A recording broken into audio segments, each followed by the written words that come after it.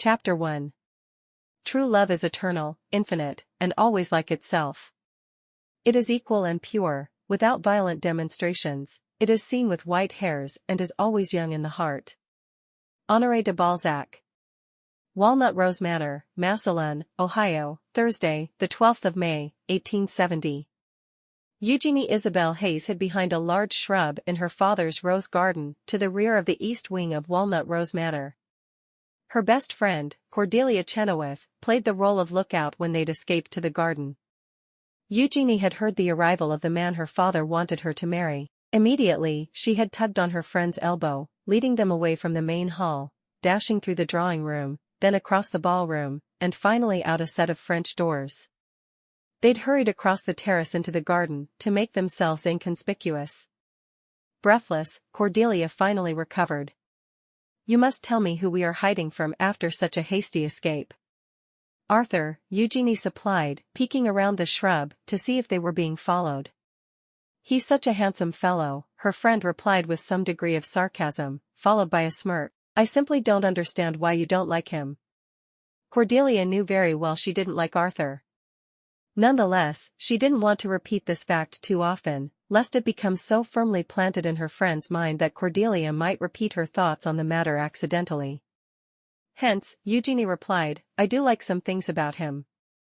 She lowered the brim of her hat to cover her eyes as a servant passed near the French doors. "I just don't want to marry him, and father has forced his hand, insisting upon our betrothal." Eugenie held up a large diamond ring she now wore on her ring finger. The oval diamond surrounded by emeralds glistened in the sunlight. Cordelia knew she didn't want to marry Arthur because of his philandering ways, although it was true they both found him handsome. "Oh," Cordelia's mouth dropped open and then clamped shut again. She bit her lower lip as her brows furrowed. "Marrying Arthur sounds like it might be fun for about 3 months, and then perfectly dreadful for the rest of your life. The ring is beautiful though, and extremely large. However, I know you cannot possibly be happy about it. Doesn't your father realize he doesn't appeal to you?" She nodded to her friend as she reached down to extract the skirt of her dress from being caught on a thorn. "I've tried to explain it, and my dear grandmother has too, but we have both failed miserably for the time being.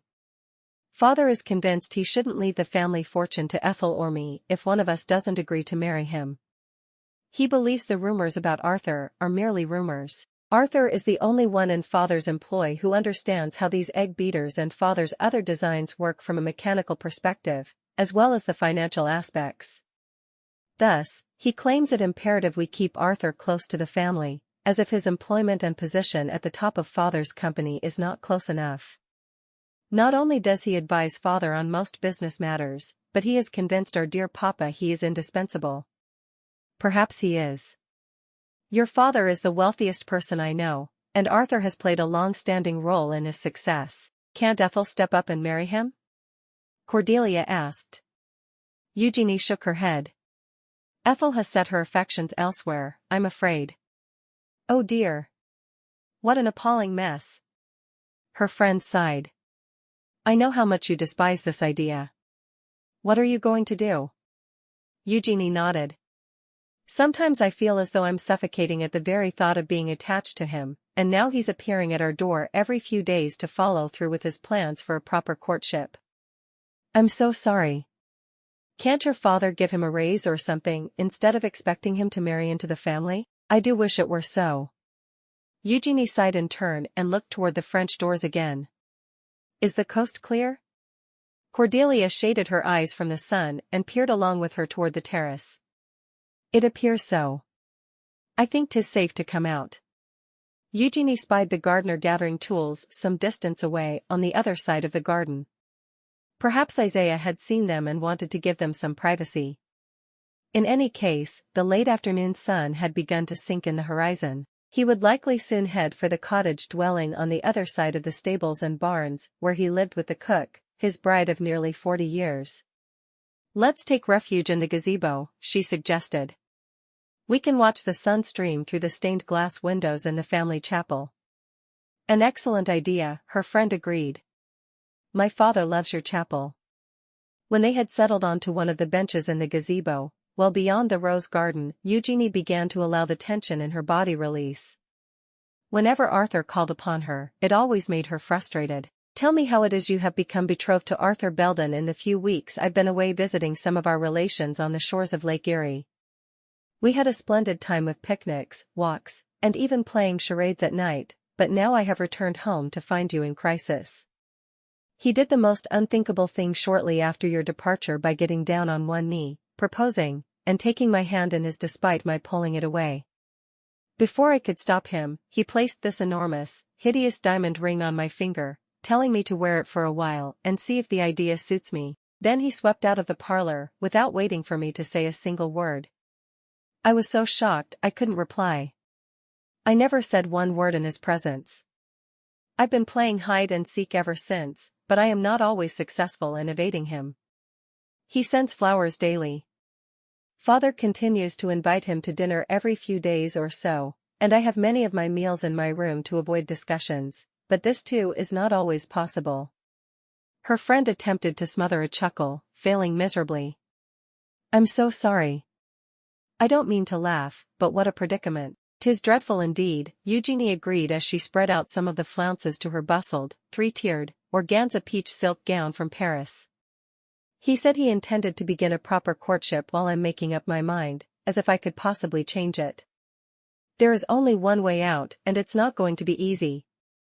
I wouldn't want to marry him myself. In addition to his philandering ways, he is arrogant, self-centered, and aloof. He is usually distracted with work, seldom attentive to those in his company, regrettably on his way to or from the office, and frequently disagreeable. Cordelia remarked upon Arthur's deficiencies, mentioning most of what Eugenie couldn't bring herself to say. That about sums it up, she replied.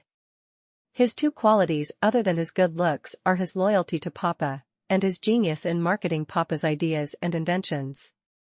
What are you going to do? Cordelia looked at her with raised brows and inquisitive eyes. You have a plan. I can tell. Eugenie leaned forward and lowered her voice to a whisper as one of the maids approached, carrying a tray of tea and scones as she crossed the terrace behind the mansion. Yes, I do have a plan. Cordelia's eyes lit up, her dear childhood friend eager to hear her solution to the dilemma. Eugenie snapped open her pearl-handled fan while the maid stepped into the gazebo as they both sank into silence, disappointed with the intrusion. I thought I'd find you here, Miss Hayes. I brought some tea and scones for you and Miss Chenoweth.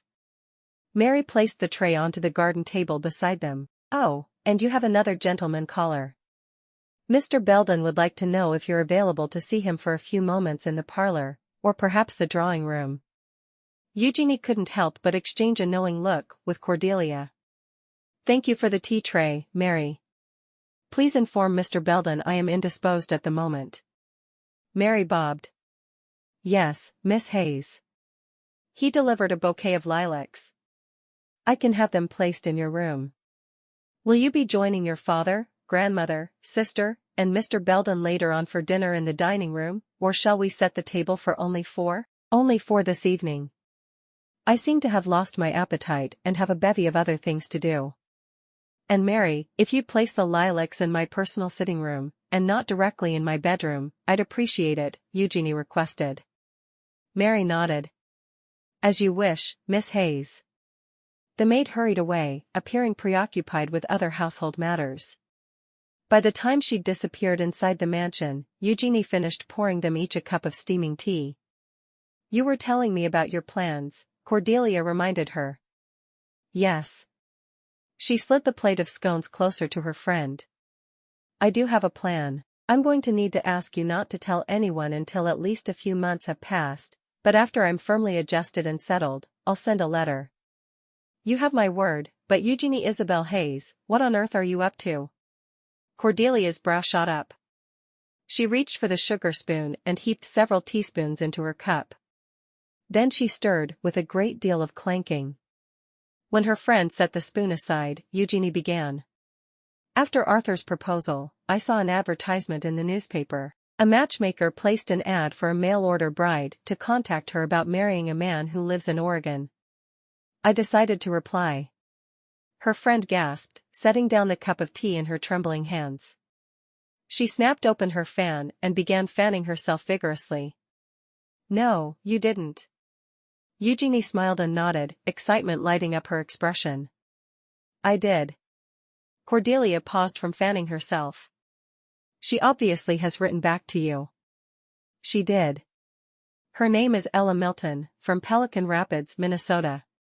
She recruits brides from all over the country. She contacted me on behalf of a gentleman seeking a bride to help him run his mercantile on the coast. You know how I've always wanted to go west. I remember, Cordelia nodded, but this means I'll lose you to some place so very far away. We can still write to each other and visit. The railroads have made traveling much easier. You'd have to travel by coach part of the way until there are more railroads to make the journey easier. You know how I've always wanted to meet my future husband like my dearly departed mother met my father. Eugenie glanced up at the chapel as she pondered the story of how her parents had met. Yes, I've heard you tell me hundreds of times. Somewhere out west, like your papa met your ma at her family ranch in Texas. Her friend smiled, nodding. You do remember, she said, turning to look at Cordelia in surprise. How could I forget? You have often mentioned how romantic you find it that your father traveled west as a young man to work on a cattle ranch in Texas, and how he proposed beneath a big old oak tree to your mother on bended knee. And I know how much you enjoy your summer excursions to visit your maternal relations on the very same ranch.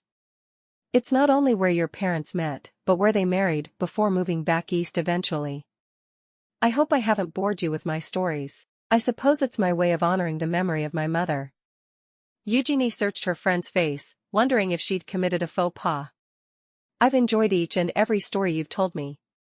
In fact, sometimes I feel as though I've been to Texas myself. It's a fine way to honor your mother and keep her close to your heart. Cordelia sipped some of the bergamot tea flavored with orange slices in the teapot. Her words spoke volumes to Eugenie. I miss Mama so much sometimes my heart aches, but it is always a pleasure to visit Blue Starling. My grandmother will be heading there for the winter to escape the northern snow. She'll delight in visiting her other grandchildren, my cousins, and of course, my aunts and uncles. I'm sure I'll visit Texas with my new husband one day, once we're settled into married life. I've already had a letter from him. Eugenie smiled and sipped more of her tea. I can hardly believe this is happening.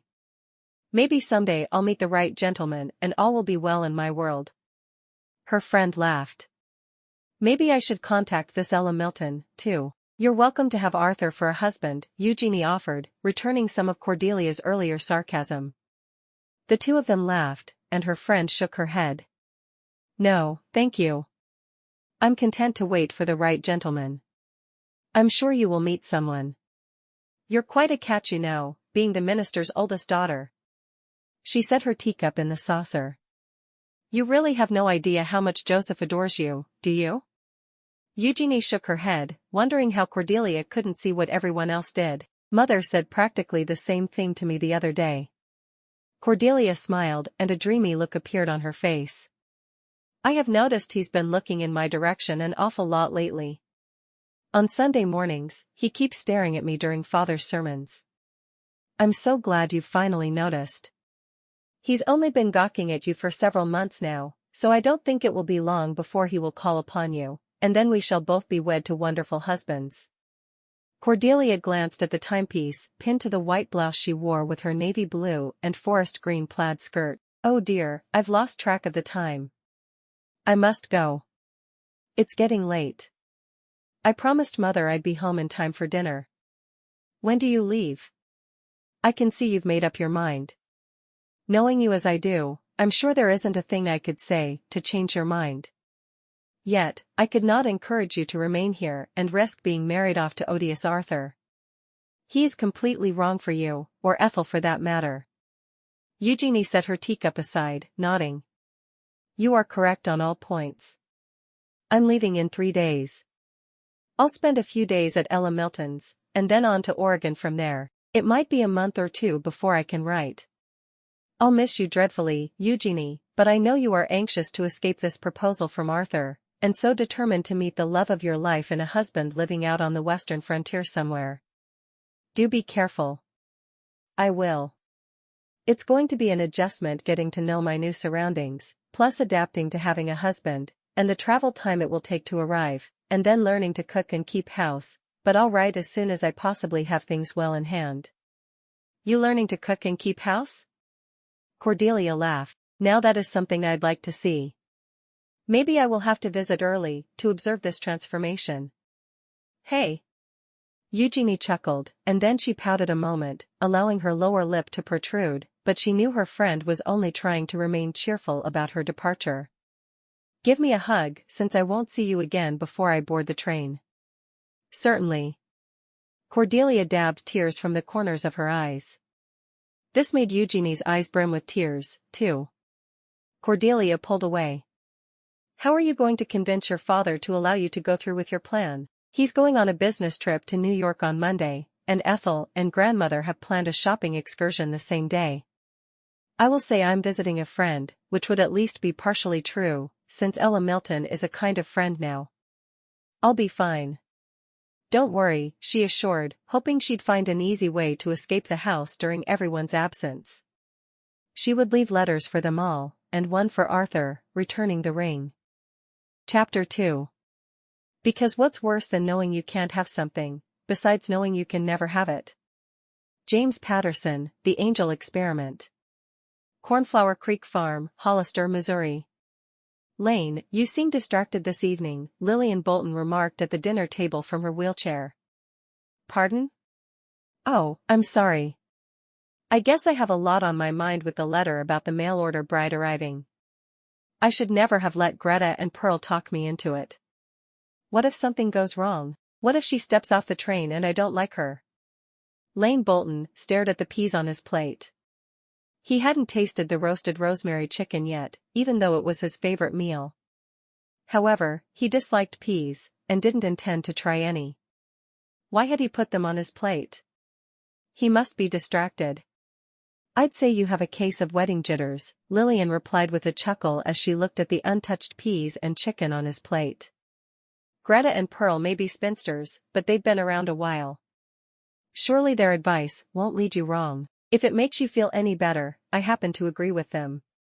It's time you had a bride of your own. You might be right. In fact, I hope you're right, Lane said, attempting to shake off his concerns with a shrug. He glanced at his sister-in-law, Lillian, and then around the table at his niece and nephew. Lillian had been perfectly happy married to his younger brother before the war. If it hadn't been for a stray bullet reaching to the rear of the ranks, a quartermaster they called it, Lee would probably still be alive, sitting here at the table with them, making them laugh. Obviously marriage was a good thing, for the most part. Except for the fall that had left his brother's wife paralyzed, Lillian Bolten had done well raising their 2 children without their father around.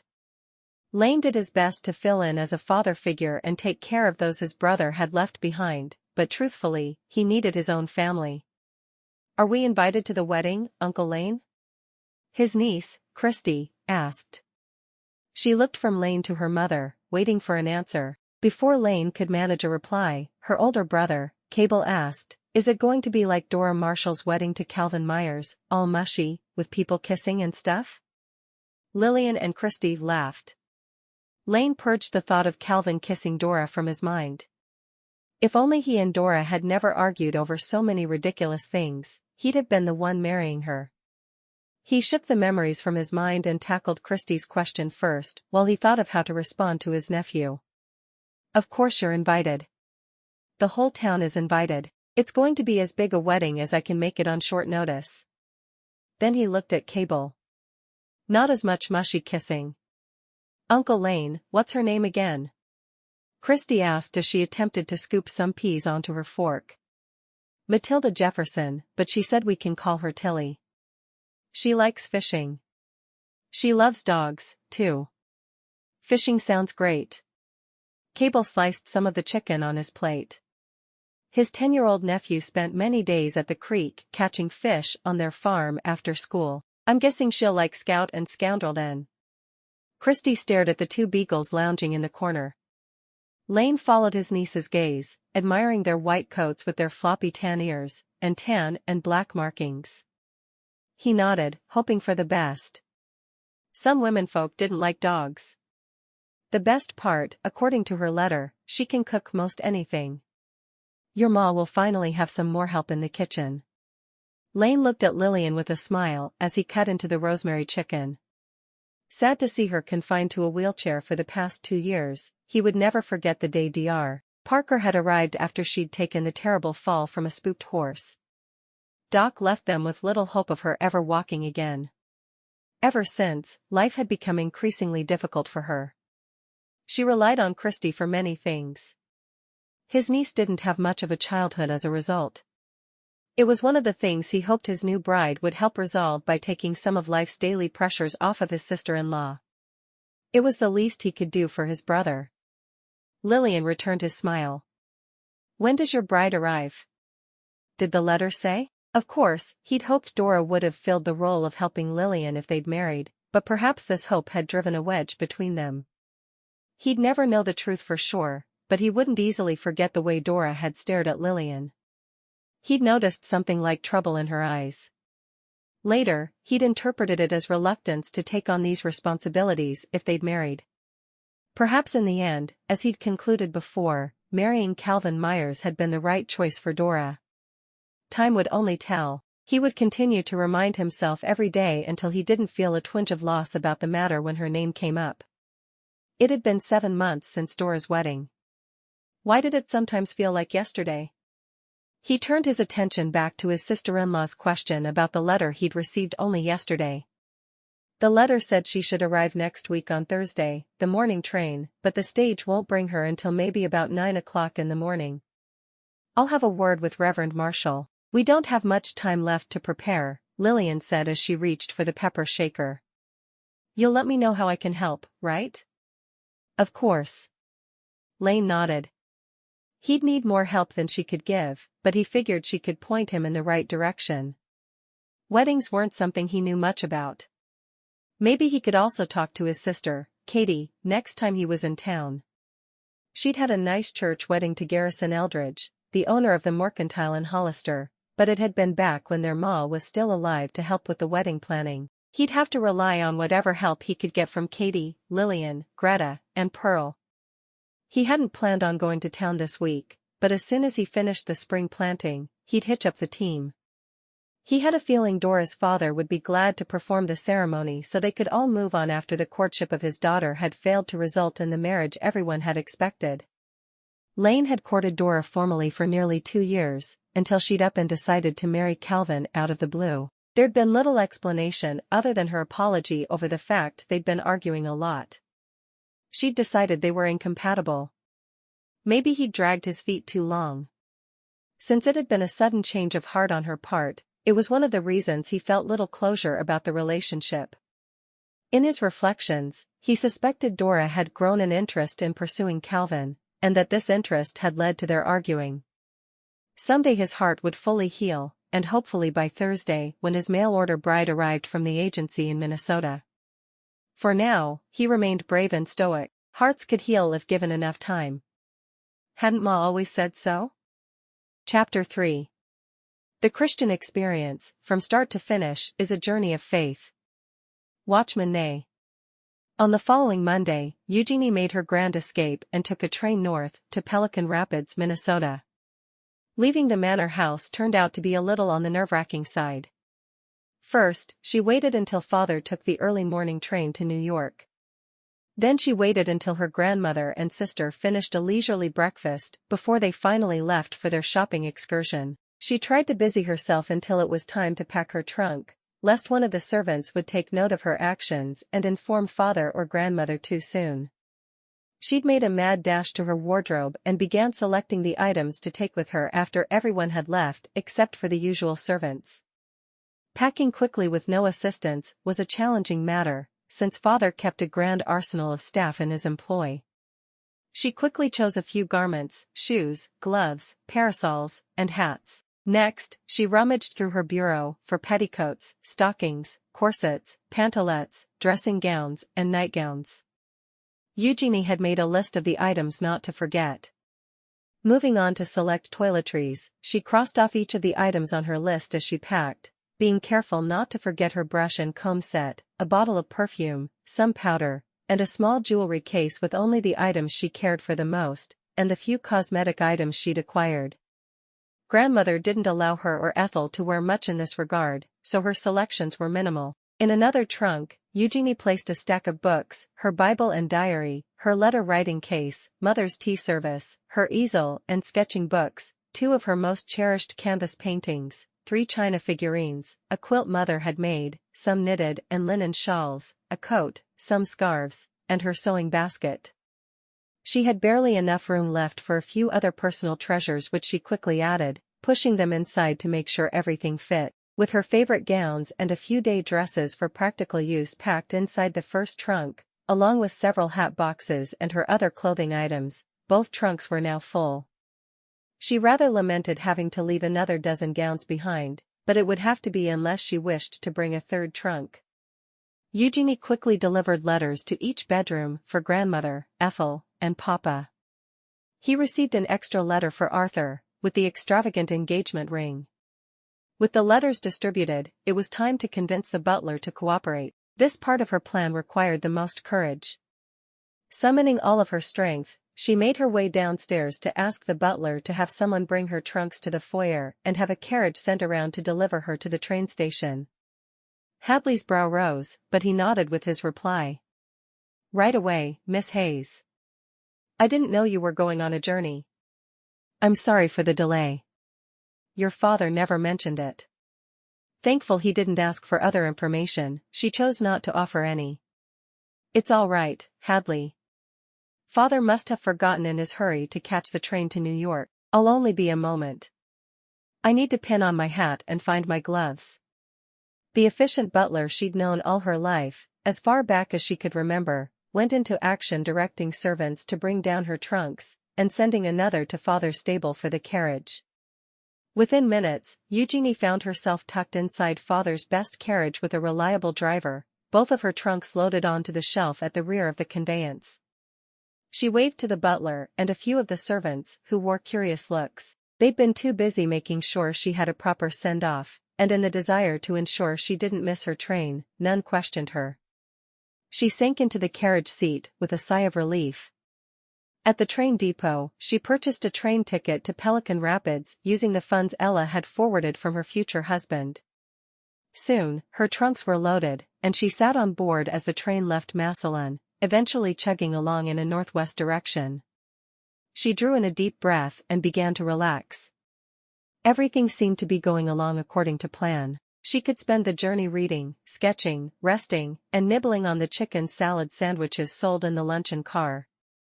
Hopefully her family would understand why she refused Arthur to marry a stranger out west. Eugenie devoted some of her time on the train to settling the butterflies in her stomach. She worried about her groom, although they'd exchanged polite letters.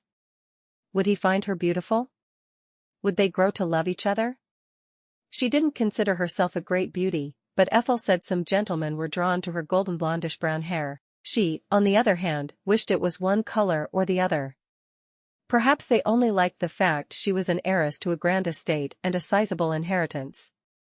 She thought she was too curvy, and far too short at only 5 feet and 2 inches high. She thought her nose was too regal, but Mama had always said she had beauty and character. She thought her eyes were too close together, but Mama always used to say God made her perfect. She supposed in the end, if her future husband didn't find something about her attractive, he wasn't the right one, or deserving of her affection. Hence, the reason she'd brought enough funds along to purchase a train ticket home, if required.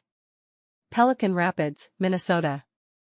Ella Milton's son, Josiah, met her at the train depot on Thursday afternoon, following the 3-day journey, just as Ella's letter had said he would. A short while later, she found herself comfortably settled into the charming 2-story farmhouse at the Milton farm. A white sign at the end of the lane read, Pelican Rapids Mail-Order Bride Agency. Ella greeted her and then ushered her to a pleasant bedroom with peach floral wallpaper overlooking an apple orchard. "I'm sure you want a hot bath and some time to rest after your journey. Our cook, Minnie, is preparing a bath for you in the kitchen," Ella said. "Please, make yourself at home, and let us know if you need anything." Music to my ears, Eugenie replied. Thank you. I'll be down for the bath after I find a few things from my trunk. Certainly, Ella nodded and disappeared, leaving her to find a wrapper, nightgown, and a pair of slip-on mules she used for house slippers. She could hardly wait to sink into a steaming tub of water. After the hot bath in the kitchen behind some folding screens for the sake of privacy, she dried off with one of the large towels the cook had hung on the screen. Eugenie padded upstairs in her wrapper and nightgown, enjoying the music from the piano. She caught a brief sight of a lady playing the lovely notes from the instrument in the dining room, but she was too tired for introductions. In fact, she'd asked the cook to bring a tray directly to her room with something light for a meal. She didn't observe much else about the farmhouse since the travel had tuckered her out, except that it had a lovely drawing room and a parlor. Ella must have disappeared to her library across from the kitchen, another room she'd had a brief glimpse of as she'd treaded down the center hall on the first floor. She had no idea where Josiah had gone, but he was likely finishing the day's chores on the farm. Eugenie took refuge in the peach bedroom, sinking into the pillows on the comfortable bed, figuring that by now, Father, Grandmother, Ethel, and Arthur had read her letters. If Ethel and Grandmother cared about her at all, they would have done what she'd asked of them in the letters, convincing Father to let her pursue this remedy from a disastrous match to a man she'd never love. Before long, she closed her eyes, drifting asleep, despite the attractive tea tray delivered by the cook. The next morning, she met a new friend at the breakfast table who had also been matched to a husband out west by Ella's efforts. Eugenie realized this was the same person she'd noticed previously playing the piano in the dining room. I'm Matilda Jefferson, but please, call me Tilly, the bride seated at the table said with a shy smile. Another bride, Eugenie assumed, poured herself a cup of black coffee from the sideboard after removing a straw hat from her head. Eugenie wasn't sure who she was yet, but she knew better than to disrupt someone by speaking too much at the breakfast table. Eugenie scooped some scrambled eggs onto her plate. It's a pleasure to meet you, Tilly. I'm Eugenie. Would you care for any buttermilk biscuits? Ella asked, passing her a basket of flaky, warm biscuits as the third bride joined them at the table. Thank you. These look wonderful. Eugenie accepted 2 of the biscuits, and Ella Milton passed her another platter heaped with thick, fried bacon slices flavored with maple syrup. Eugenie added some of the bacon to her plate, continuing to pass the platters along to her left. She felt as though she could eat a horse since she'd slept through dinner to recover from the journey. This looks delicious. You have a marvelous assistant hiding in the kitchen. That's what we tell Minnie, too. Ella chuckled as the cook returned with a tureen of oatmeal she placed in the center of the table. Shall we pray? When Minnie was settled, everyone bowed their heads as Eugenie's hostess led them in a prayer of thanksgiving for the meal. After the prayer, Ella began with, Eugenie, Tilly, and Josephine, I'm so glad you're all finally here. I've made arrangements for you to travel together on part of your journeys to your husbands, for safety reasons. In 4 days, on Monday morning, after you've had a chance to rest, you'll board a train heading west.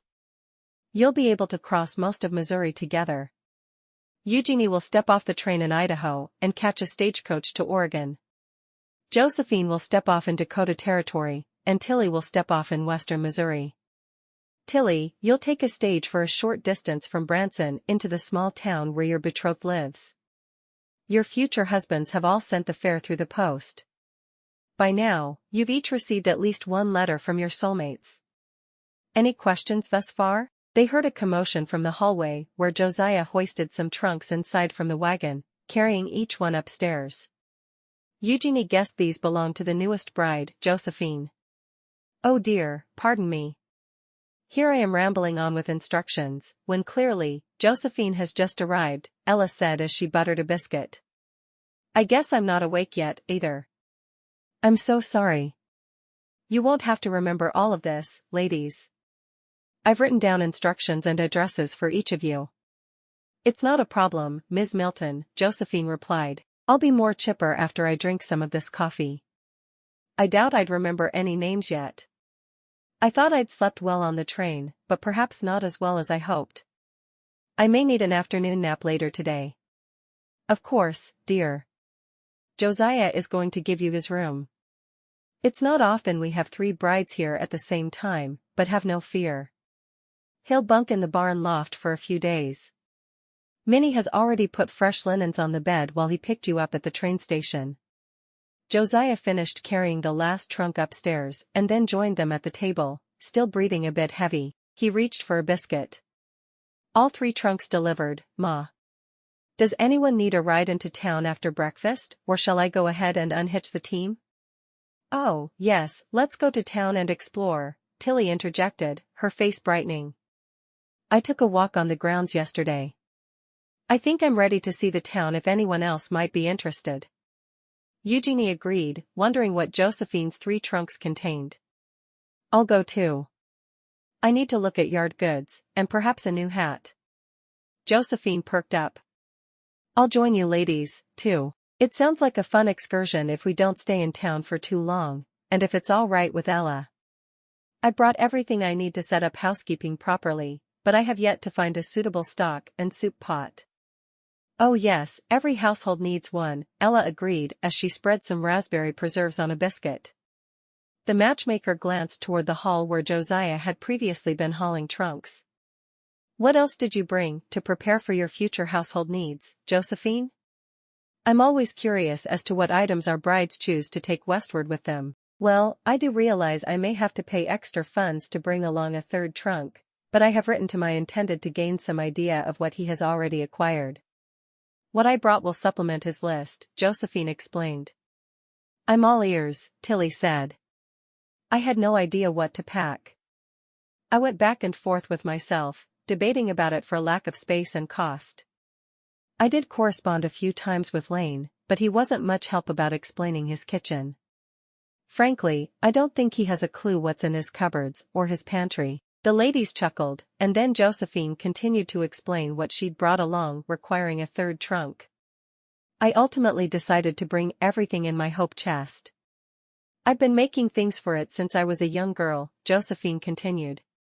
Tablecloths, bedroom linens, kitchen linens, bath linens, curtains, quilts, and blankets made the top of my list. Secondly, a tea service. A woman is lost without her tea service. Eugenie nodded, as did the other women at the table. Josiah continued to load his plate, somewhat oblivious to the discussion, but Eugenie could tell the young man was listening. He looked to be in his early 20s, but perhaps not old enough for someone like herself at 23. I brought my mother's tea service and a quilt she made, too, Eugenie put in, turning her attention to the discussion. Since she passed away when I was 12, it will help me remember and honor her.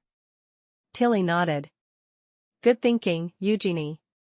Turning back to Josephine, Tilly asked, what else did you bring, Josephine? I brought candles, soaps, handkerchiefs, samplers, and molds for candles, soap, and butter. I brought a few small utensils and a complete set of silverware for 8. I had room enough for my favorite china dishes, each dish wrapped very carefully, and a few pots and pans. Oh, and a tea kettle. There's also a clock for the mantel, candlestick holders, and a few other items. It sounds like you've thought of everything. I believe I'll wait until I arrive, inspect the situation, and then order some supplies. Eugenie bit her lower lip. She hadn't prepared adequately, but then again, her husband owned the town mercantile. She had a feeling he might have more in his kitchen than most men. She didn't know the first thing about what she'd need in her future kitchen, anyhow. She hadn't even thought to bring one of her father's famous kitchen utensils, but when she arrived, it would be on the top of her list to order a Hayes egg beater. Where are you from, Josephine? Tilly asked. I'm from the eastern part of Virginia. I have 5 older sisters.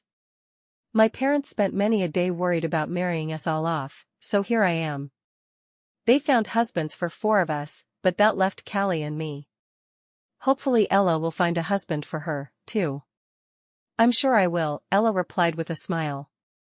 Tilly, you're from Louisville, Kentucky. I mention it because it's not too far from Eugenie's home in Ohio. We've had a bride from Lexington come through here before.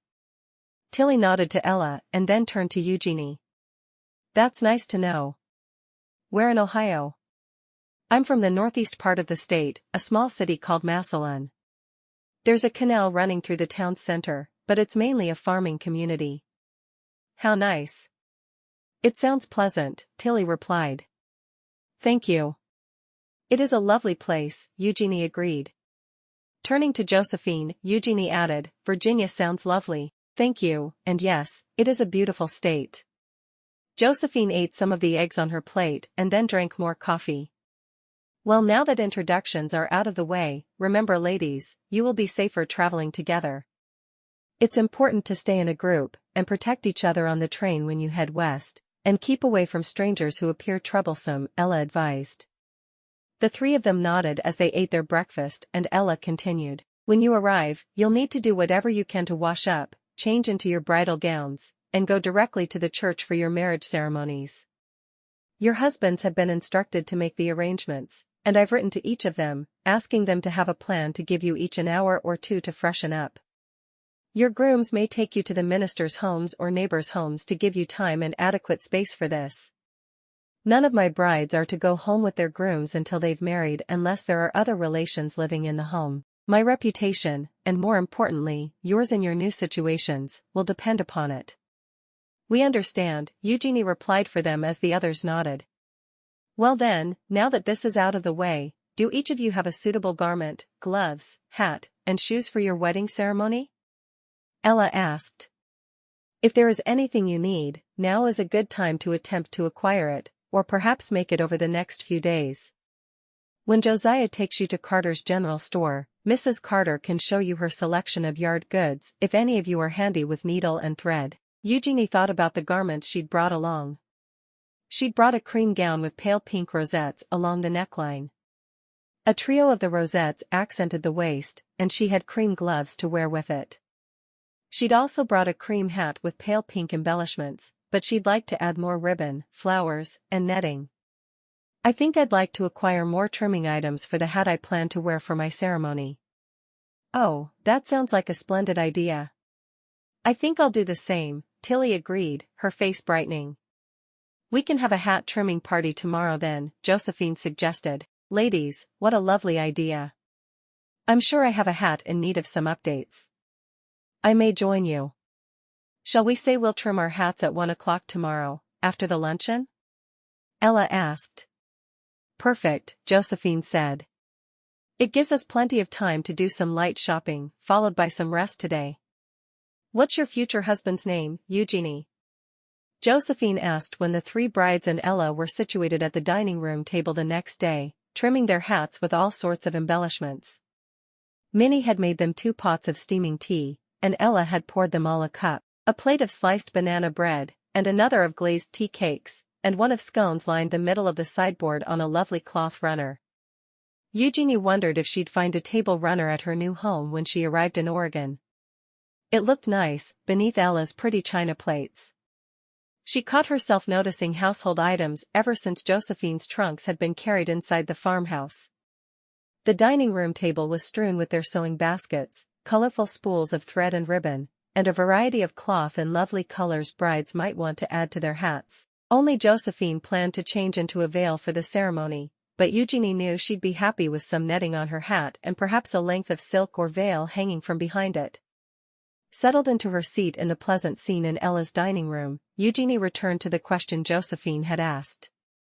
My future husband, she repeated. His name is Frank. He owns a general store in Oregon, along the coast. He suggested we could go to the beach and have romantic picnics on the weekends. His letter sounds perfect.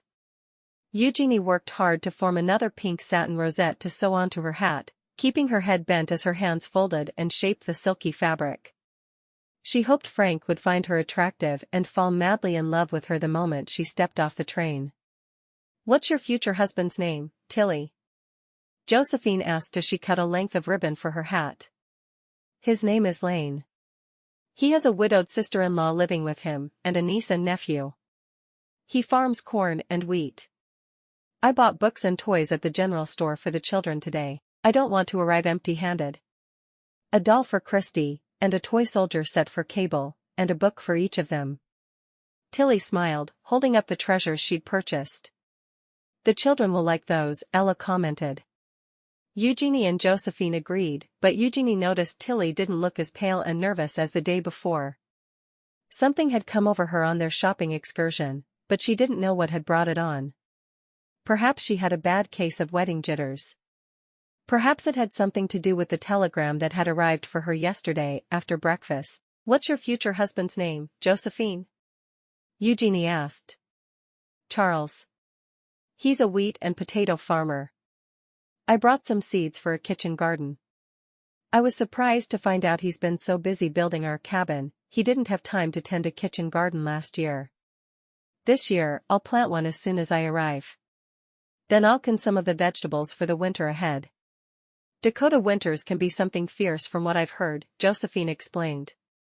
Nodding, Eugenie listened to everything Josephine said with avid interest. She didn't know a thing about tending a kitchen garden or canning, but she had a feeling it would help to become knowledgeable about such things. What if supplies weren't able to get through to Oregon? They'd starve if they weren't prepared.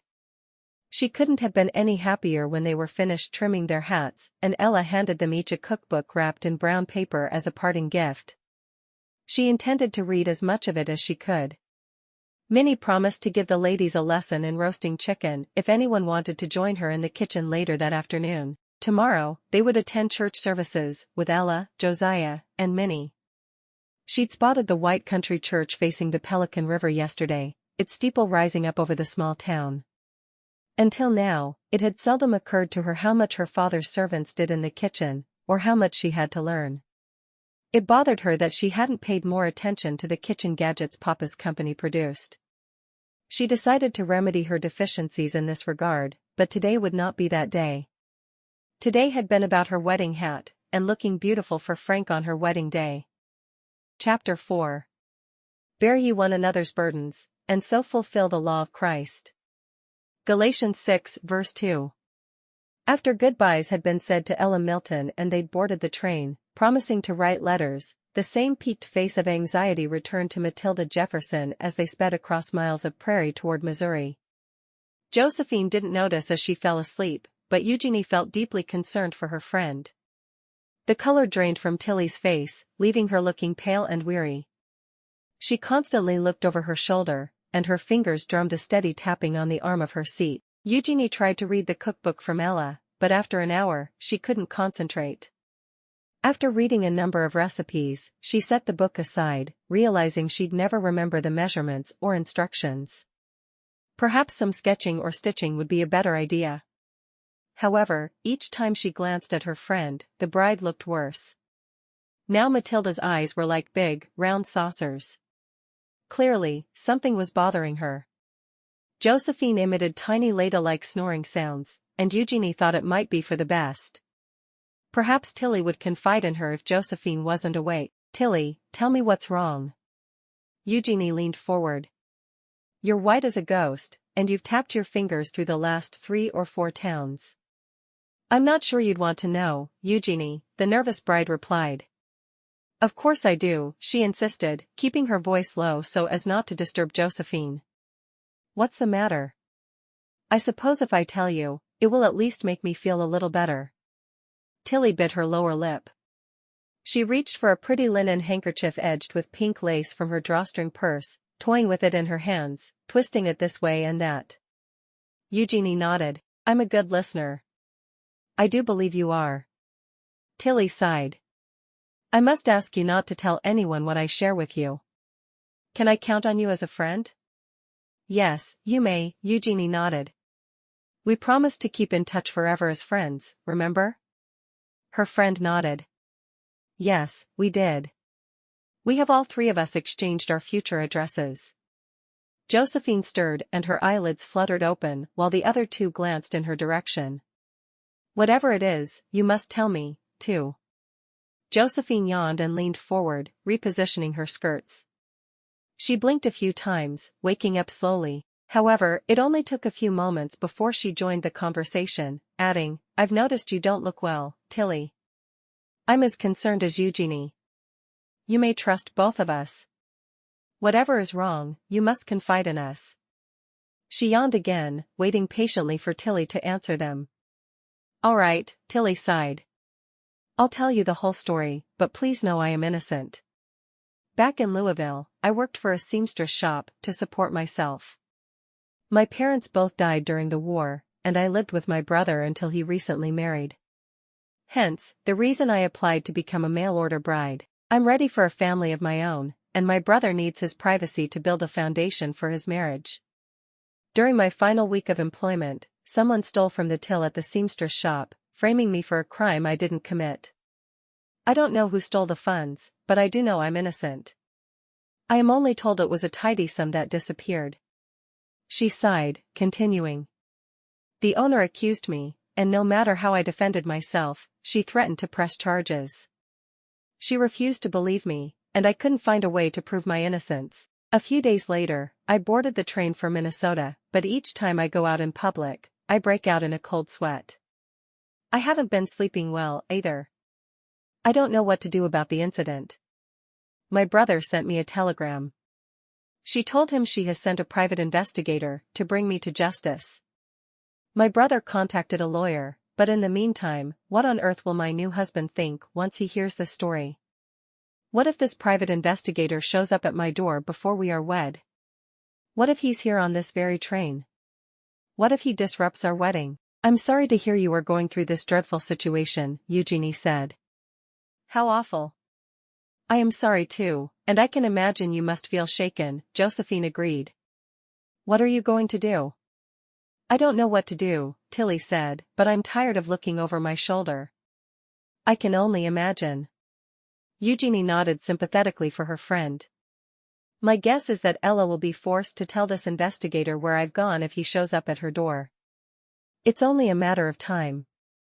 Tilly sighed, twisting the handkerchief in her hands. I don't know what Ella will say. She's a very respectable lady with a successful mail-order bride business, but she seems protective of her brides. She told me her husband used to be the assistant minister at the Lutheran church we visited by the Pelican River on Sunday. This was some years ago, before she became widowed, of course, Eugenie explained. However, we can't be sure what she may or may not divulge. Then there's only one thing we can do. Josephine sat up straighter. What do you suggest? Tilly asked, her brows rising. You'll have to trade places with one of us so we can throw off the investigator from finding you, and I'd rather it not be me. I'm the only bride among the three of us equipped to survive Dakota winters. It's got to be Eugenie, Josephine insisted. Eugenie's mouth dropped open to protest, but she closed it again when Josephine raised her hand. Tilly shook her head in protest, too. Josephine continued. Hear me out, ladies. The investigator may go straight to Missouri looking for Matilda Jefferson there. However, by the time he arrives, Eugenie will be married to Tilly's farmer. This will buy Tilly more time to get to Oregon, marry Frank, and explain to him what's happening. He'll know what to do. There's a good chance the seamstress won't bother sending him more funds to travel that far west, and if by some chance he ends up in Dakota on another wild goose chase, he won't find Tilly at my home, either. We can all forget the name of the town Tilly has gone to live in, so perhaps this investigator will give up. Eugenie thought about the plan. She rather liked it. The idea of marrying a farmer sounded far more like the way things started out for her mother. She'd romanticized the wedding of her parents for years, but still, it hadn't lost its appeal.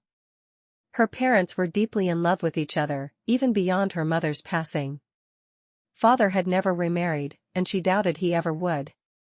Of course, when she went to Blue Starling Ranch, she didn't do much but go horseback riding, and spend her days having fun with her cousins dipping her toes in the creek, or being entertained in the main house. Nonetheless, marrying a Missouri farmer would resemble more of what it would be like to be at Blue Starling than being married to the owner of a general store in Oregon. In addition, what Josephine said about being equipped to survive Dakota winters made sense. I'll do it. Eugenie heard herself say. You will? Tilly asked, hope evident in her voice. If you'll give me those gifts for the children, I will. I wouldn't want to disappoint them by arriving empty-handed. We'll switch places. Helping a friend in need is what true friends do for each other, and I have to admit, Josephine's plan is brilliant. If we make it difficult on this alleged investigator, there is a good possibility he'll give up, or the seamstress shop owner will run out of funds to continue this investigation, and maybe he'll go back to Kentucky and end up catching the real thief. The three brides smiled at each other, satisfied with their plan. Tilly nodded and reached for her satchel where she'd stored the gifts for Lane's niece and nephew. "I'll give you the gifts for the children right now, and I'll tell you everything I know about Lane Bolten before our stop in Missouri.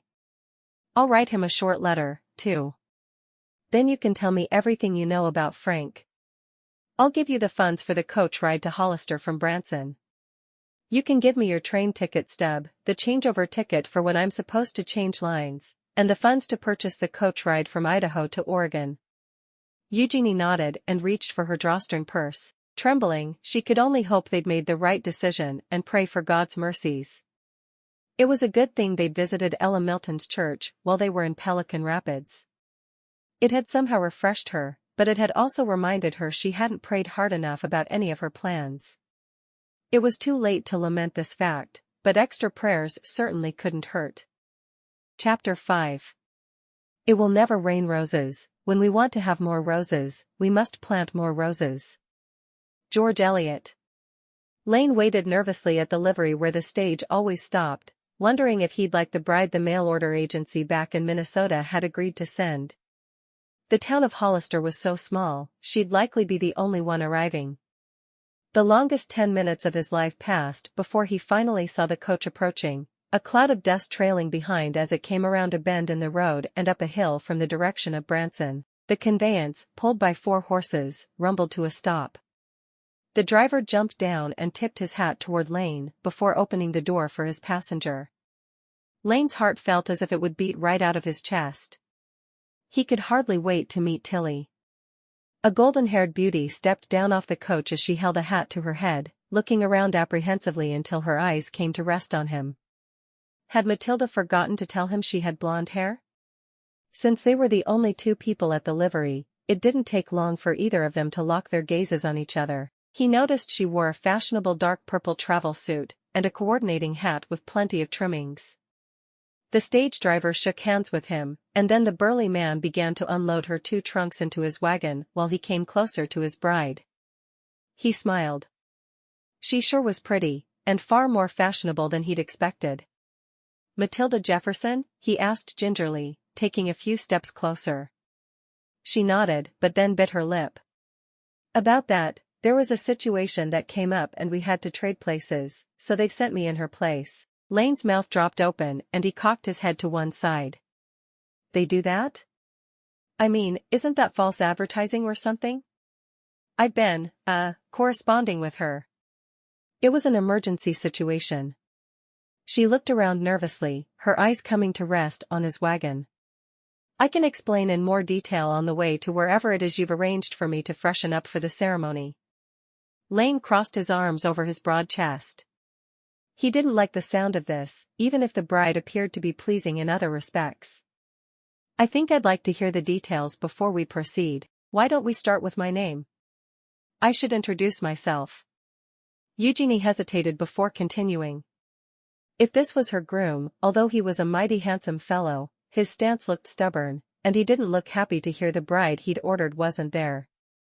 He appeared downright angry, ready to send her packing. "Yes, why don't we start there?" His voice sounded curt and sarcastic, even as a soft breeze played with his blonde hair, causing a few of the strands to wave about.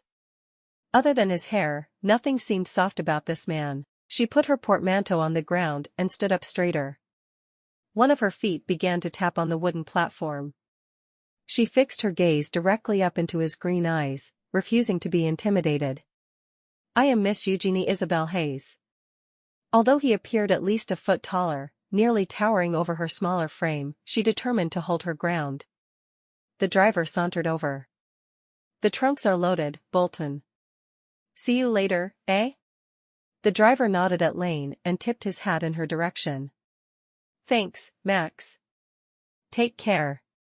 Lane replied, unable to prevent the stage driver from leaving. She took this as a good sign. If the stagecoach wouldn't return until next week, maybe he'd decide to go through with the wedding in the meantime. However, his temperament might be cause for concern on her part. Turning back to Eugenie, Lane Bolten repeated her name. Eugenie Isabel Hayes. Is that supposed to mean something to me? He asked, an eyebrow rising. She choked back an indignant humph, her chin and neck jerking inward instinctively at his insult, whether meant intentionally or otherwise. He appeared lost by her words, but maybe his reply held a vindictive meaning. Did he not understand her connection to the Hayes appliances, which stocked nearly every kitchen in the country from east to west coast?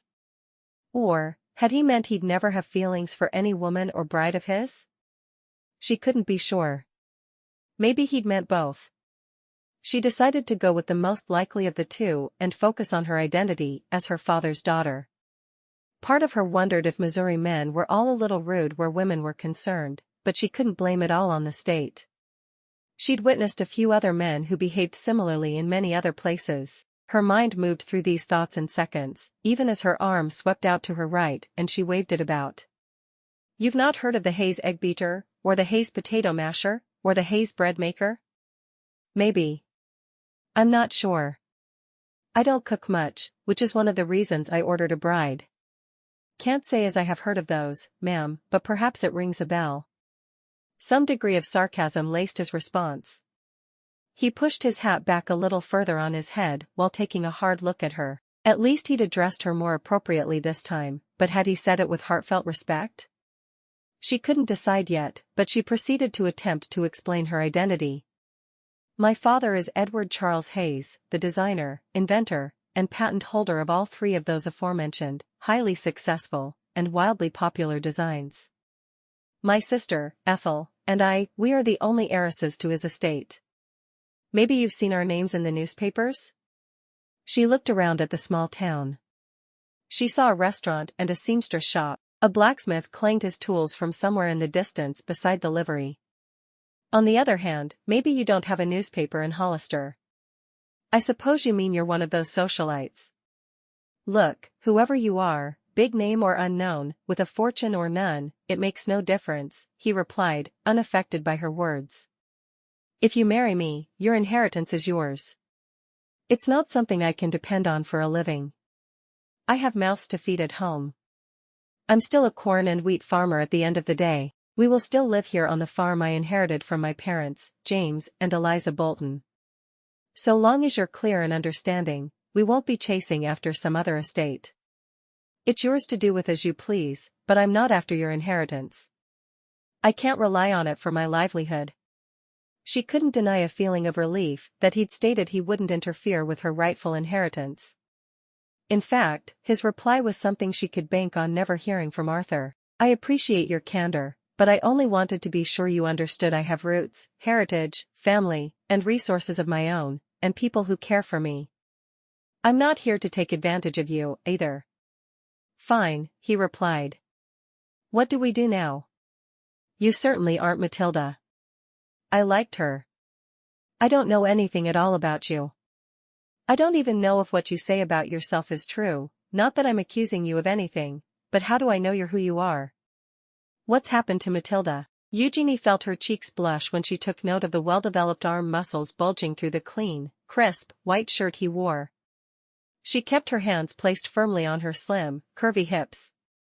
Had he flexed his arms slightly due to anger? What if he turned out to be one of those stubborn, impossible men to live with? Then what?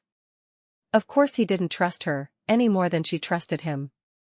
I think we're going to have to take each other at our word for the moment. A good place to start would be introducing yourself like a proper gentleman farmer, and then we can move on toward discussing this situation about Matilda when we aren't standing in the middle of town. My parents raised me to do better than that. Our business is our own business, and no one else needs to hear it.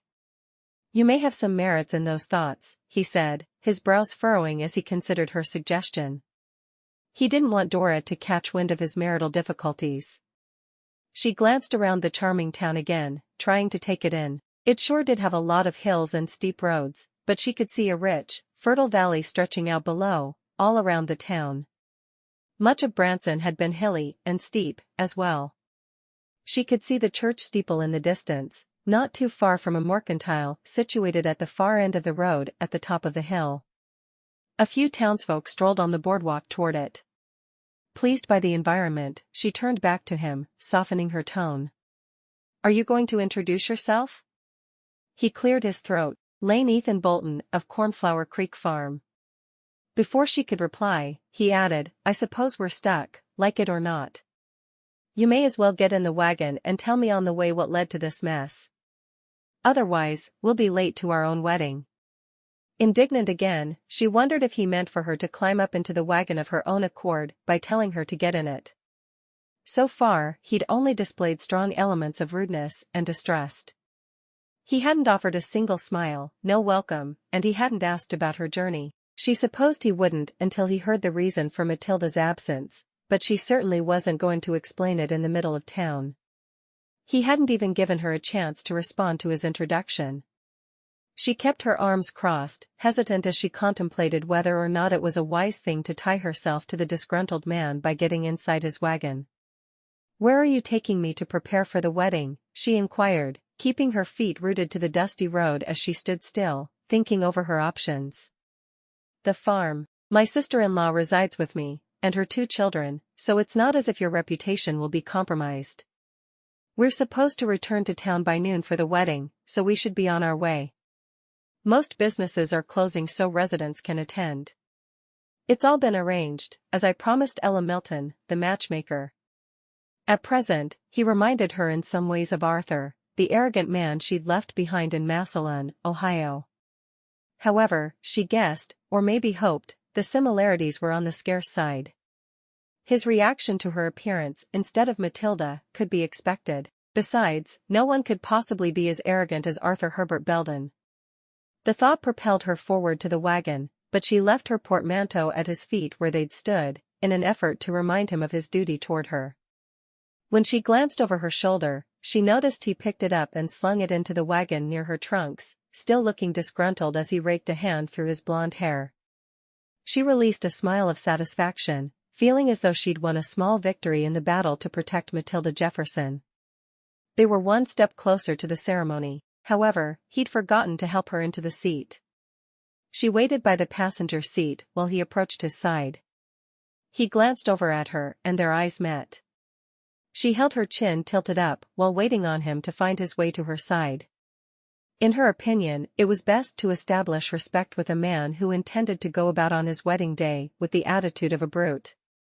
When he appeared at her side, he apologized, giving her the first indication he might have a heart inside his gruff demeanor and exterior.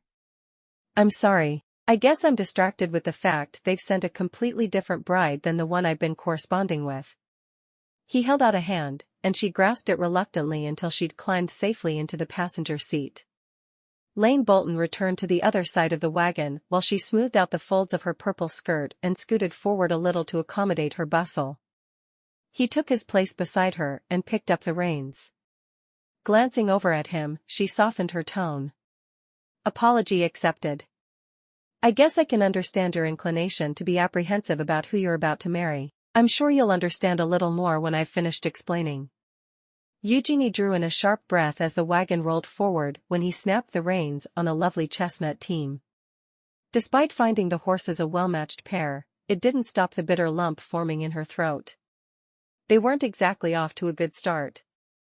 She could only hope she and Lane would match well, too. Now that you've heard the whole story, what are your thoughts?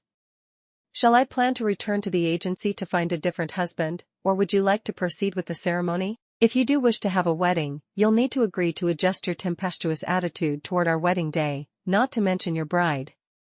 Eugenie held up a gloved hand in his direction, to stop him from any further arguing.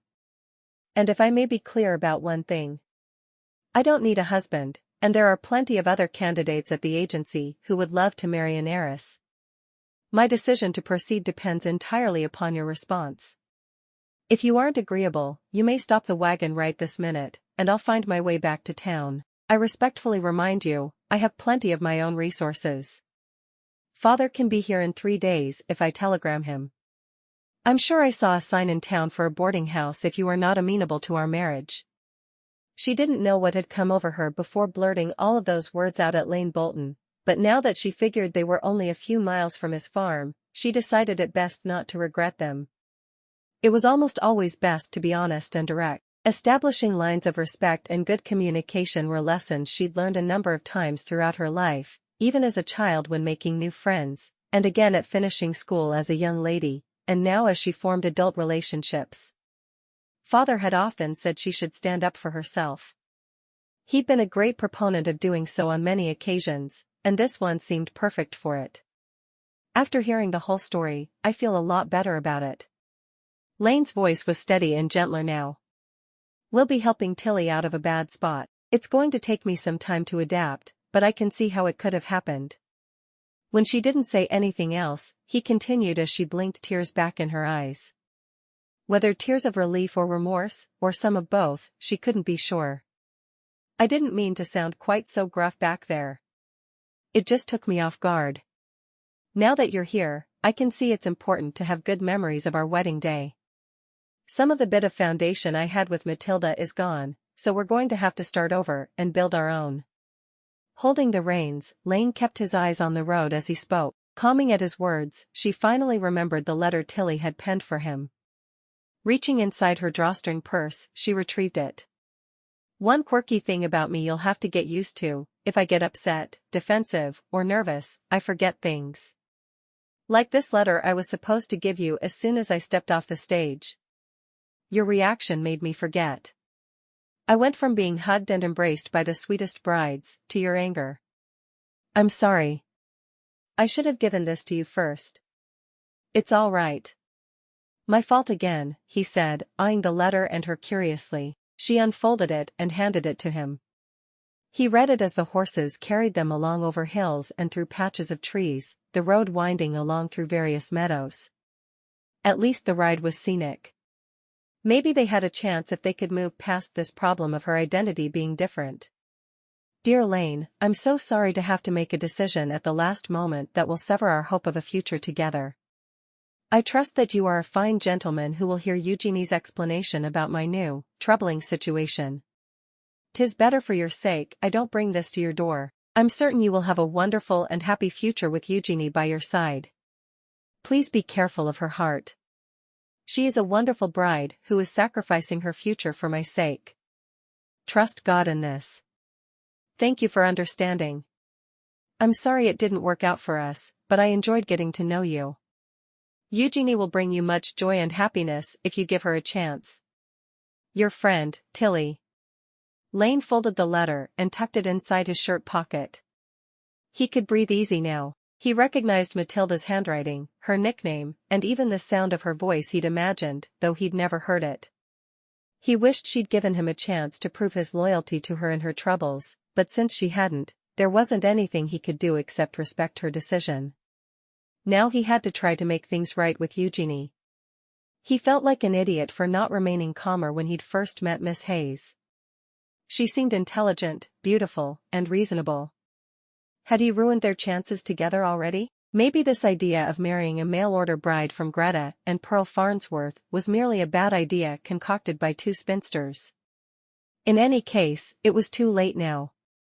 Eugenie Hayes had traveled a long way to marry him, and Matilda was no longer an option. If Eugenie was willing to take a chance, he could too. Chapter 6. Rejoice evermore. Pray without ceasing. In everything give thanks, for this is the will of God in Christ Jesus concerning you. 1 Thessalonians 5 verses 16-18. Eugenie asked Lane about his home, and he asked her to tell him more about herself on the rest of the ride to Cornflower Creek Farm. However, she found it difficult to open up to him after the way the morning had gone so far.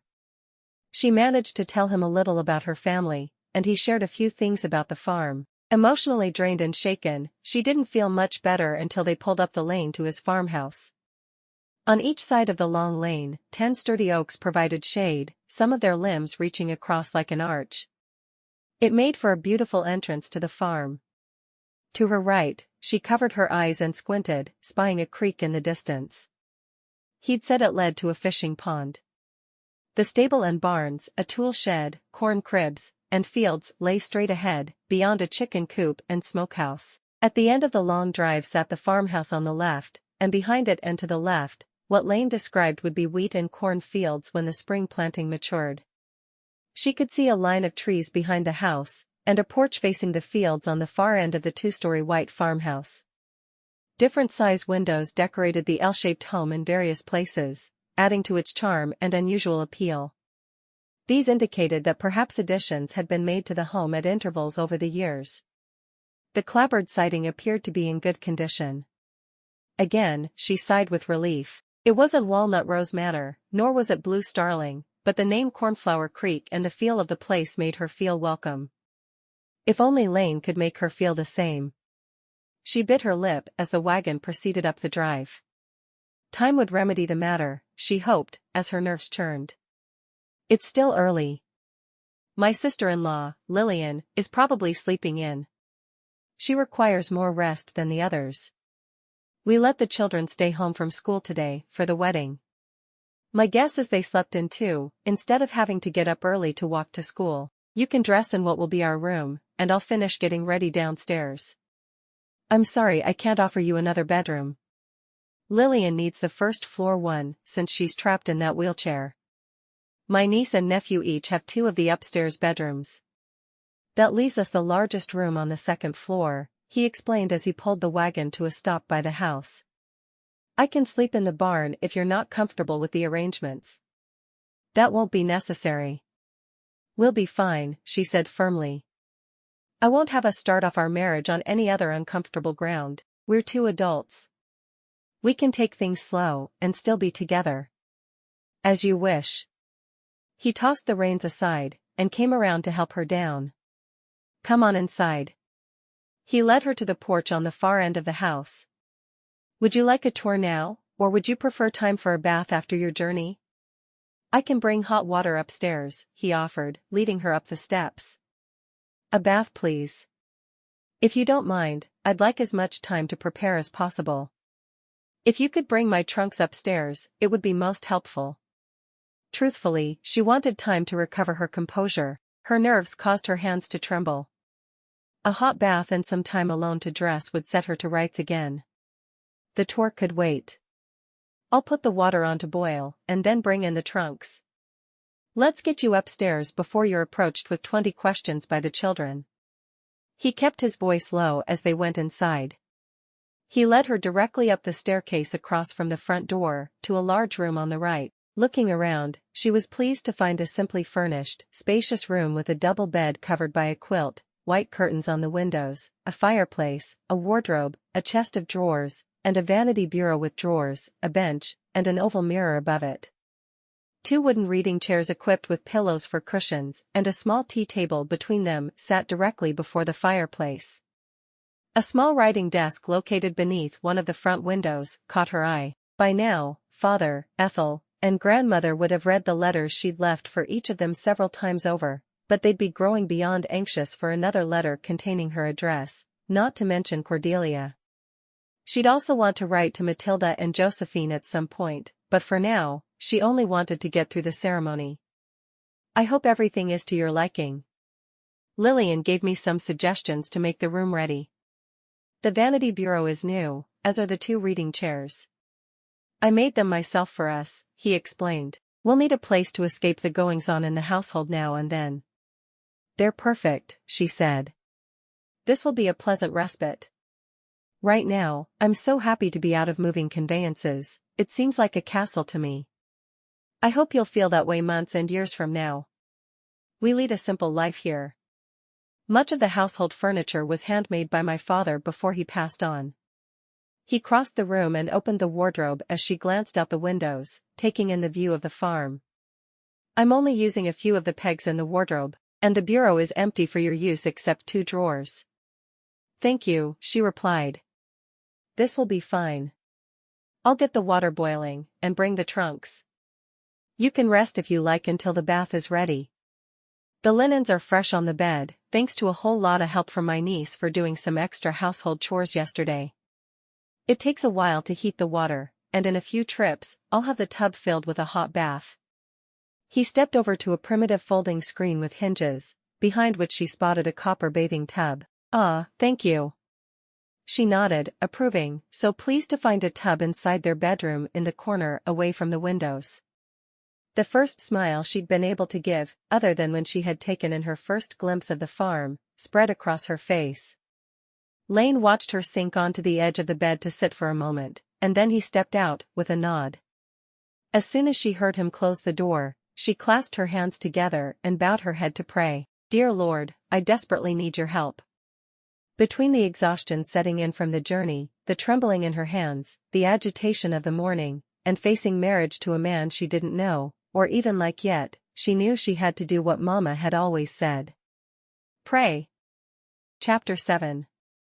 And the very God of peace sanctify you wholly, and I pray God your whole spirit and soul and body be preserved blameless unto the coming of our Lord Jesus Christ. Faithful is he that calleth you, who also will do it. 1 Thessalonians 5 verses 23 to 24. By the time Eugenie entered the church on Lane's arm, her nerves were considerably better. She'd found her smile, and a great deal of excitement about embarking into a new chapter in her life filled her thoughts.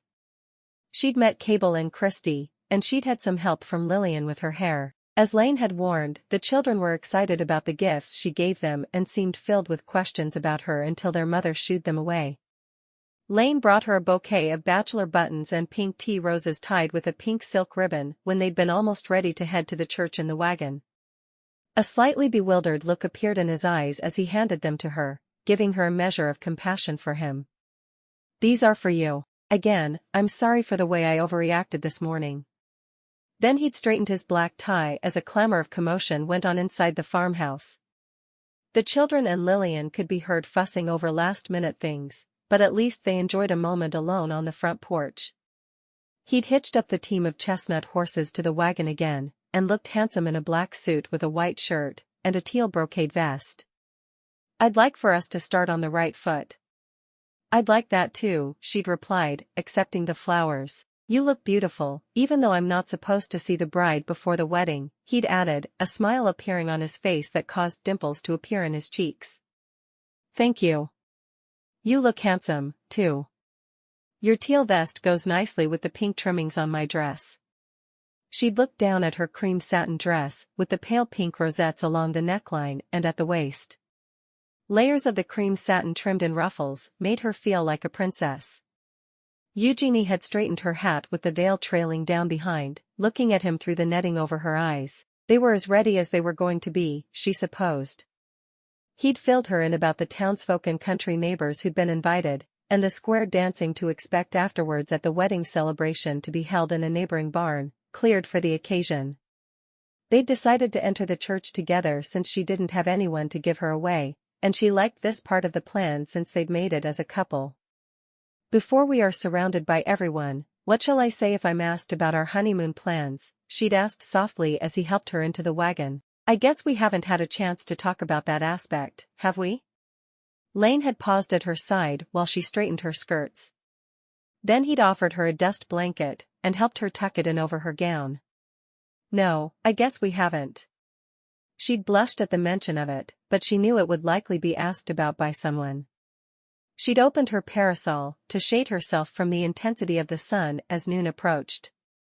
"Shall we plan on a delayed honeymoon, say in about 5 or 6 months, after we've had a chance to get to know one another?" he'd suggested. She'd nodded as the rest of the family clambered down the front porch, and Lillian managed to wheel her chair outside. "Good idea." Lane scooped up his sister-in-law from the wheelchair and carried her easily to the wagon, while Cable managed to hoist the chair in the wagon bed. When Lillian was situated, they were soon on their way, chatting about Reverend Marshall, the guests, and the dancing to look forward to at the reception. Now that they walked down the church aisle before a sea of smiling faces, everything seemed to be falling into place. Oddly enough, Eugenie found herself able to smile back at the strangers, accepting the fact these were Lane's friends and neighbors, and now her neighbors. She had hopes they would become friends in time. Keeping her hand firmly tucked in the crook of his elbow, they made it through their vows without any mishaps. A great deal of cheering went up from the guests when the preacher pronounced them husband and wife, and then said Lane could kiss his bride. Lane smiled at her again before taking her into his arms, and then dipping her into a long embrace and a passionate kiss, leaving her surprised and blushing amid a bevy of whistles and clapping. After the church ceremony, Lane drove them to the barn where a feast appeared on banquet tables as friends and neighbors brought platters heaped with delicious foods to share. One of the guests assisted and transported Lillian, Cable, and Christy to the reception so Eugenie and Lane could make the drive to the barn alone together. Lane was quiet until she began asking him questions about the guests in attendance and the farms they were passing. She soon learned the barn belonged to a pair of elderly sisters who had never married, Greta and Pearl Farnsworth. They were good friends with Lane and his family, and had settled in the area when his parents first married and bought the farm. She also learned they had influenced him to contact a mail-order bride agency. Apparently, Lillian, the spinster sisters, and Lane's other sister, Katie Eldridge, had organized the reception. He introduced her to all of them in the receiving line they formed before the preacher blessed the food. The festivities continued, with plenty of feasting on every kind of food one could want, fiddling and banjo playing by a few talented musicians, and dancing reels and squares, all to mark the event as a joyous occasion. However, it didn't take Eugenie long to figure out Lane had some kind of history with one of the guests in attendance. Dora Myers, Reverend Marshall's daughter, recently married to Calvin Myers, she'd learned, and a neighboring wheat farmer, kept staring at Lane and her throughout the reception. These stares made her feel uncomfortable. She decided it would be to her advantage to ignore them and give Lane the benefit of the doubt. Everyone had a history, and she had to admit to having her own admirers. Still, it left her uneasy. Nonetheless, Lane danced with her until she felt dizzy and her feet ached. He remained attentive and at her side throughout the reception, making up for the morning's challenges. "Would you like to go home?" Lane asked when they took a break outside for some fresh air as the evening sunset appeared. "Oh, I would, if you don't mind. I'm so tired, I could fall asleep right here." She nodded eagerly, thankful he'd considered her. "How will Lillian and the children get home, though? I don't imagine they're ready to leave. Lillian is surrounded by friends, and the children are having so much fun. One of our neighbors has agreed to bring them home. I thought you might be exhausted after the journey, and then all of this. I shouldn't have insisted on such a big celebration. It was careless of me. We could have had a quiet ceremony at the church and gone home to a small dinner with the family. No, I like what you arranged. It has been a lovely day. My father would have been pleased, and Mama. I'm sure our parents were watching from heaven, and I'm only sorry they weren't here with us." Eugenie paused to sip some of the punch he'd brought them as he nodded in agreement. As she took one last glance through the barn doors at the many townsfolk and neighbors she'd met, she added, "I am ready to go home, but I think our guests will dance long into the night." He chuckled. "I think so, too." Then he held out his elbow to escort her to the wagon. "May I suggest we make a grand escape before they discover our departure and pelt us with rice and birdseed, Mrs. Bolten?" She laughed, accepting his arm, and he led her to their conveyance without anyone seeing them except for a couple of young teens. He lifted her up onto the seat before she could protest, where the teen boys observing them continued to hang around outside, likely to avoid dancing for a little while. "Will they tell everyone we're leaving?" she asked Lane in a whisper. He glanced over at their audience, situated some feet away. "Who?" "Grant and Lincoln Beacon, Joshua Chester, and Andrew Boone?" He shook his head. "No, they won't tell. They're good kids. They don't want to be discovered out here when they should be dancing with the young ladies." She yawned. "Oh, that's a relief. We must get me home before I collapse from exhaustion." On the quiet ride home in the dark beneath a sky filled with sparkling stars, a satisfied sigh escaped her lips. "Are you happy, Mrs. Bolten?" he asked. "I think so," she replied, unsure of what she felt, yet pleased with how the day had turned out. Eventually, her eyes grew heavy, and she drifted asleep, vaguely aware of the wagon moving along. When they reached Cornflower Creek, she was surprised to find herself in Lane's strong arms as he carried her to their bedroom. She could barely keep her eyes open, and it all seemed more like a dream. Lane stepped out for her to change into her nightgown, and she climbed under the covers after, anxious to rest. The minute her head hit the pillow, she was asleep again. Chapter 8. There are two spiritual dangers in not owning a farm. One is the danger that breakfast comes from the grocery, and the other that heat comes from the furnace. Alda Leopold, A Sand County Almanac. Settling into life as Lane's wife at Cornflower Creek Farm wasn't the easiest thing for Eugenie. Everything felt awkward at first, starting with the fact she had no idea when Lane might kiss her again. She woke the next morning to find herself alone. Then she thought of helping Lane's sister-in-law, now hers too, with breakfast. She scrambled out of bed, dressing quickly. For some reason, the possibility her handsome new husband might take her into his arms again spread a glimmer of hope on everything.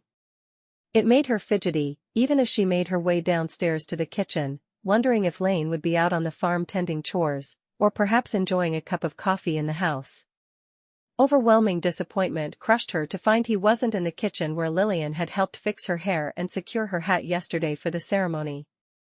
Nonetheless, a fierce determination came over her, lasting long into the following weeks. The Lord had always helped her along, much like Mama had said he would.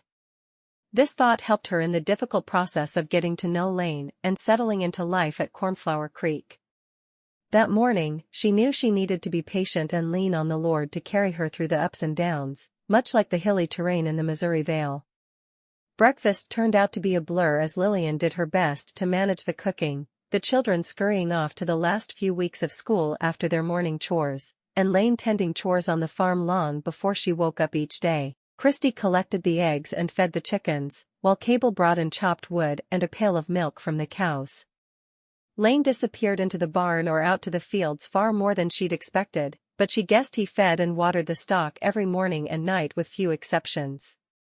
Eugenie did her best to offer assistance to Lillian, but since she had little experience helping in the kitchen, her offerings seemed meager. Nonetheless, her new sister-in-law indicated she appreciated the smallest efforts. "How much kitchen experience do you have?" Lillian asked her that first morning. "I'm afraid not very much, but I'm willing to learn," Eugenie replied, retrieving and donning the apron her sister-in-law pointed to hanging on the wall near the back door. She pushed aside her emotions and bit her lower lip to control the trembling as she tied the apron on, doing her best to conceal her sadness at not waking up to find Lane at her side. She'd have to wake up much earlier to see him in the mornings, she told herself, doubting her ability to do so. "I'll start with letting you grind the coffee beans until Christy returns with the eggs to crack while I get a fire going in the cook stove." Lillian went to work wheeling her chair toward the kindling and wood boxes after she showed her how the grinder worked. Then she piled a fist of kindling into her apron, and after that, she piled a few split logs into her lap, wheeling over to the stove between each of these movements. She opened the door on the front and placed these inside. After, she rolled up a piece of old newspaper at the cook stove, lighting one end of it with a match from a box kept on the kitchen hutch. She held the flame to the kindling until it began to burn, and then tossed the rolled newspaper inside, closing the door. Eugenie could see lighting the stove was a tremendous chore for Lillian. "That's how to light the cook stove," Lillian explained. "You'll need to master it in case I'm not around forever." Eugenie nodded, having observed the process from the kitchen table where she ground the coffee beans. It seemed easy enough if one wasn't tied to a wheelchair. "This evening, you can try it out." Lillian smiled at her. "Thank you. I'm grateful for any help you can give me in the kitchen. Mama passed when I was young, and Father had servants for most things," she explained. "I figured it was something like that." Lillian poured the ground coffee into a coffee pot filled with water, the ground settling on the top in a metal basket acting as a filter. Then she returned the coffee pot to the stove to boil. Two beagles entered the kitchen that she'd noticed lounging in the main sitting room yesterday.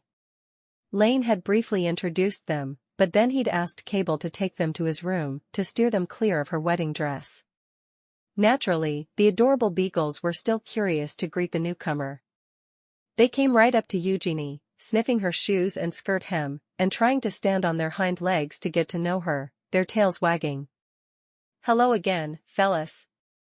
I'm afraid I've forgotten your names already."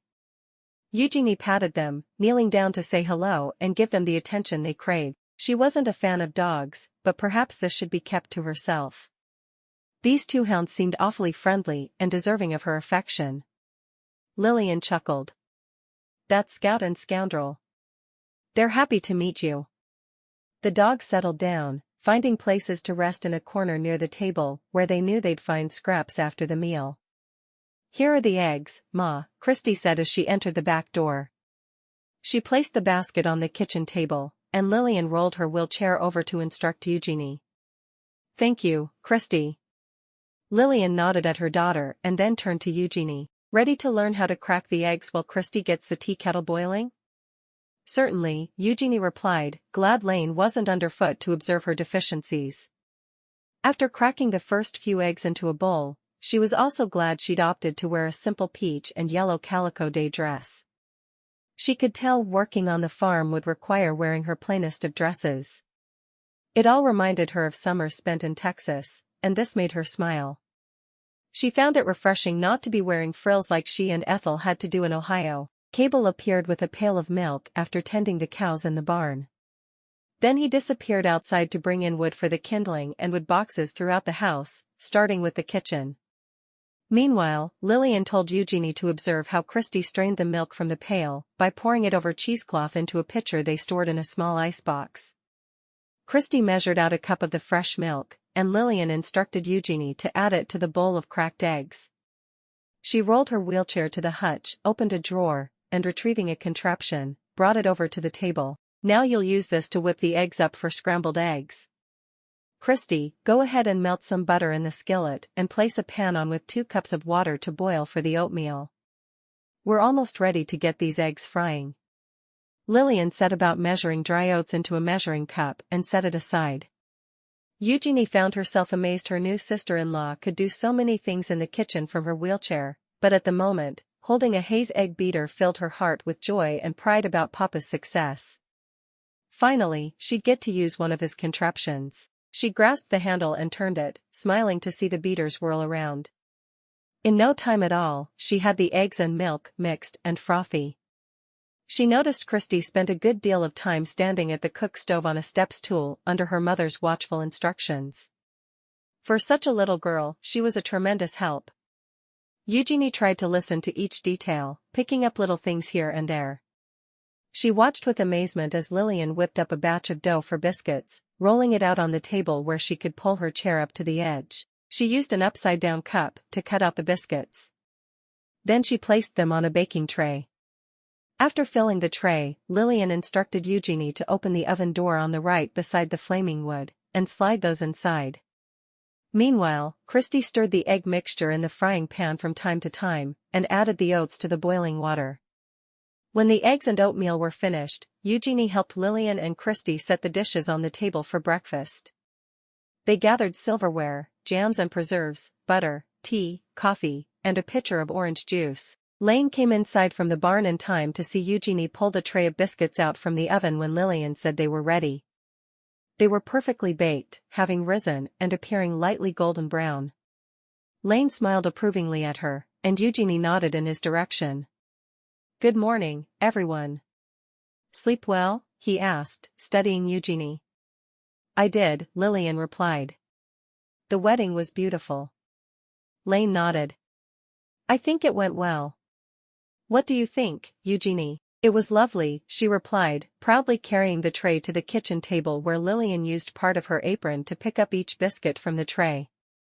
She stacked them in a basket lined with a red and white checked cloth, but Eugenie returned Lane's smile, adding, I'll cherish the memories for many years to come. Lane's whole body seemed to relax with those words. He finally moved away from the kitchen back door, toward the kitchen pump. I'm starved. Anyone else hungry? He washed his hands vigorously at the kitchen pump and basin as Cable returned from stocking wood boxes. I am, Uncle Lane. He elbowed his uncle until Lane moved over to make room for his nephew to wash up. Then Lane messed up Cable's hair with a dish towel until everyone laughed. Eugenie couldn't help noticing more details about 10-year-old Cable and his sister, Christy, now that her nerves had settled since yesterday. They both had blonde hair and blue eyes like their mother, but Cable had a patch of freckles across his nose. Christy wore 2 long braids tied with light blue ribbons. Yesterday, they'd worn their Sunday best, but today, Cable wore brown pants with suspenders and a blue plaid shirt. He had a patch over one of his knees, and his brown shoes were scuffed. Christy wore a pinafore over a blue calico dress to match her blue eyes. Her black shoes weren't as scuffed, and she appeared to maintain a slightly neater appearance than her brother. "Great! Let's eat," Lillian announced when Christy brought the eggs and oatmeal to the table. Lillian tucked a stray strand of her blonde hair back into the chignon she wore loosely at the nape of her neck. Eugenie decided they would get along well. She detected kindness in her sister-in-law, and an easygoing way about her. For 9 years old, Christy was a huge help with household matters. This made Eugenie marvel, and she was surprised to see both of the children did their chores with little instruction and no complaining. The family gathered around the kitchen table near the 3 windows that ran across the middle of the farmhouse, facing the long lane that led up to it. Crisp white curtains, like those upstairs in the bedroom, hung from the 3 windows, allowing the morning sunshine to stream in. Lane bowed his head, leading the family in prayer. Soon they talked about the day ahead and chatted about the fun they'd had at the wedding. Before long, Lane left to return to the barn, and the children gathered their lunch pails and school books, walking up the front drive to make the walk to town for school. When she and Lillian were alone in the farmhouse clearing the kitchen table, her sister-in-law talked about her routine. Wash and ironing days were on Monday and Tuesday. Baking and butter churning, Wednesday. Cleaning days were generally on Thursday, and Fridays were for sewing. Bath days, Saturday. There were dishes to wash after every meal, school lunches to make each morning, and plans for the evening meal to attend to. The kitchen floor needed swept each day, and the kitchen garden required tending every other day at minimum. On baking days, they would can something for winter. Thankfully, the water pump in the kitchen made life easier. "At least we don't have to haul water since Lane installed the new kitchen pump," Lillian explained. Sundays were reserved expressly for rest and going to church. She rolled up her sleeves and dried the dishes as Lillian washed them at the sink basin from her wheelchair, an odd feeling settling over her. She had a mixture of relief and regret Lane hadn't lingered after breakfast. In fact, he'd seemed in a hurry to return to work around the farm.